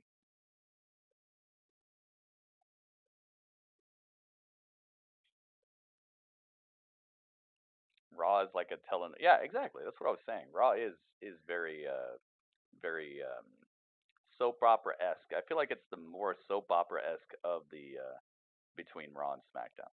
But anyway, that's Grapple Chat, guys. Thank you so much for hanging out with me. Thank you so much for being part of it. I hope you enjoyed it, guys. We definitely get into the nuts and bolts of what makes these shows run, and it's always so fun to hear what you guys have to say about it, and to share what I have to say about it, and to just really get a pulse on what's really going on, because what I think is not everything that's going on. I like to hear what you guys have to say as well. So thank you guys so much for sharing your input. Thank you so much for sharing your ideas about what could happen next. I love that so much because it definitely it gives me hope. It gives me more hope, and it definitely helps me to think about what I think could happen next, or things that I think might be a little bit understated that are mattering more. So thank you guys so much for being here. Thank you so much for being part of it, and I hope you had fun. This has been Grapple Chat and SmackDown. Let's hope they get a point next week for the Urban.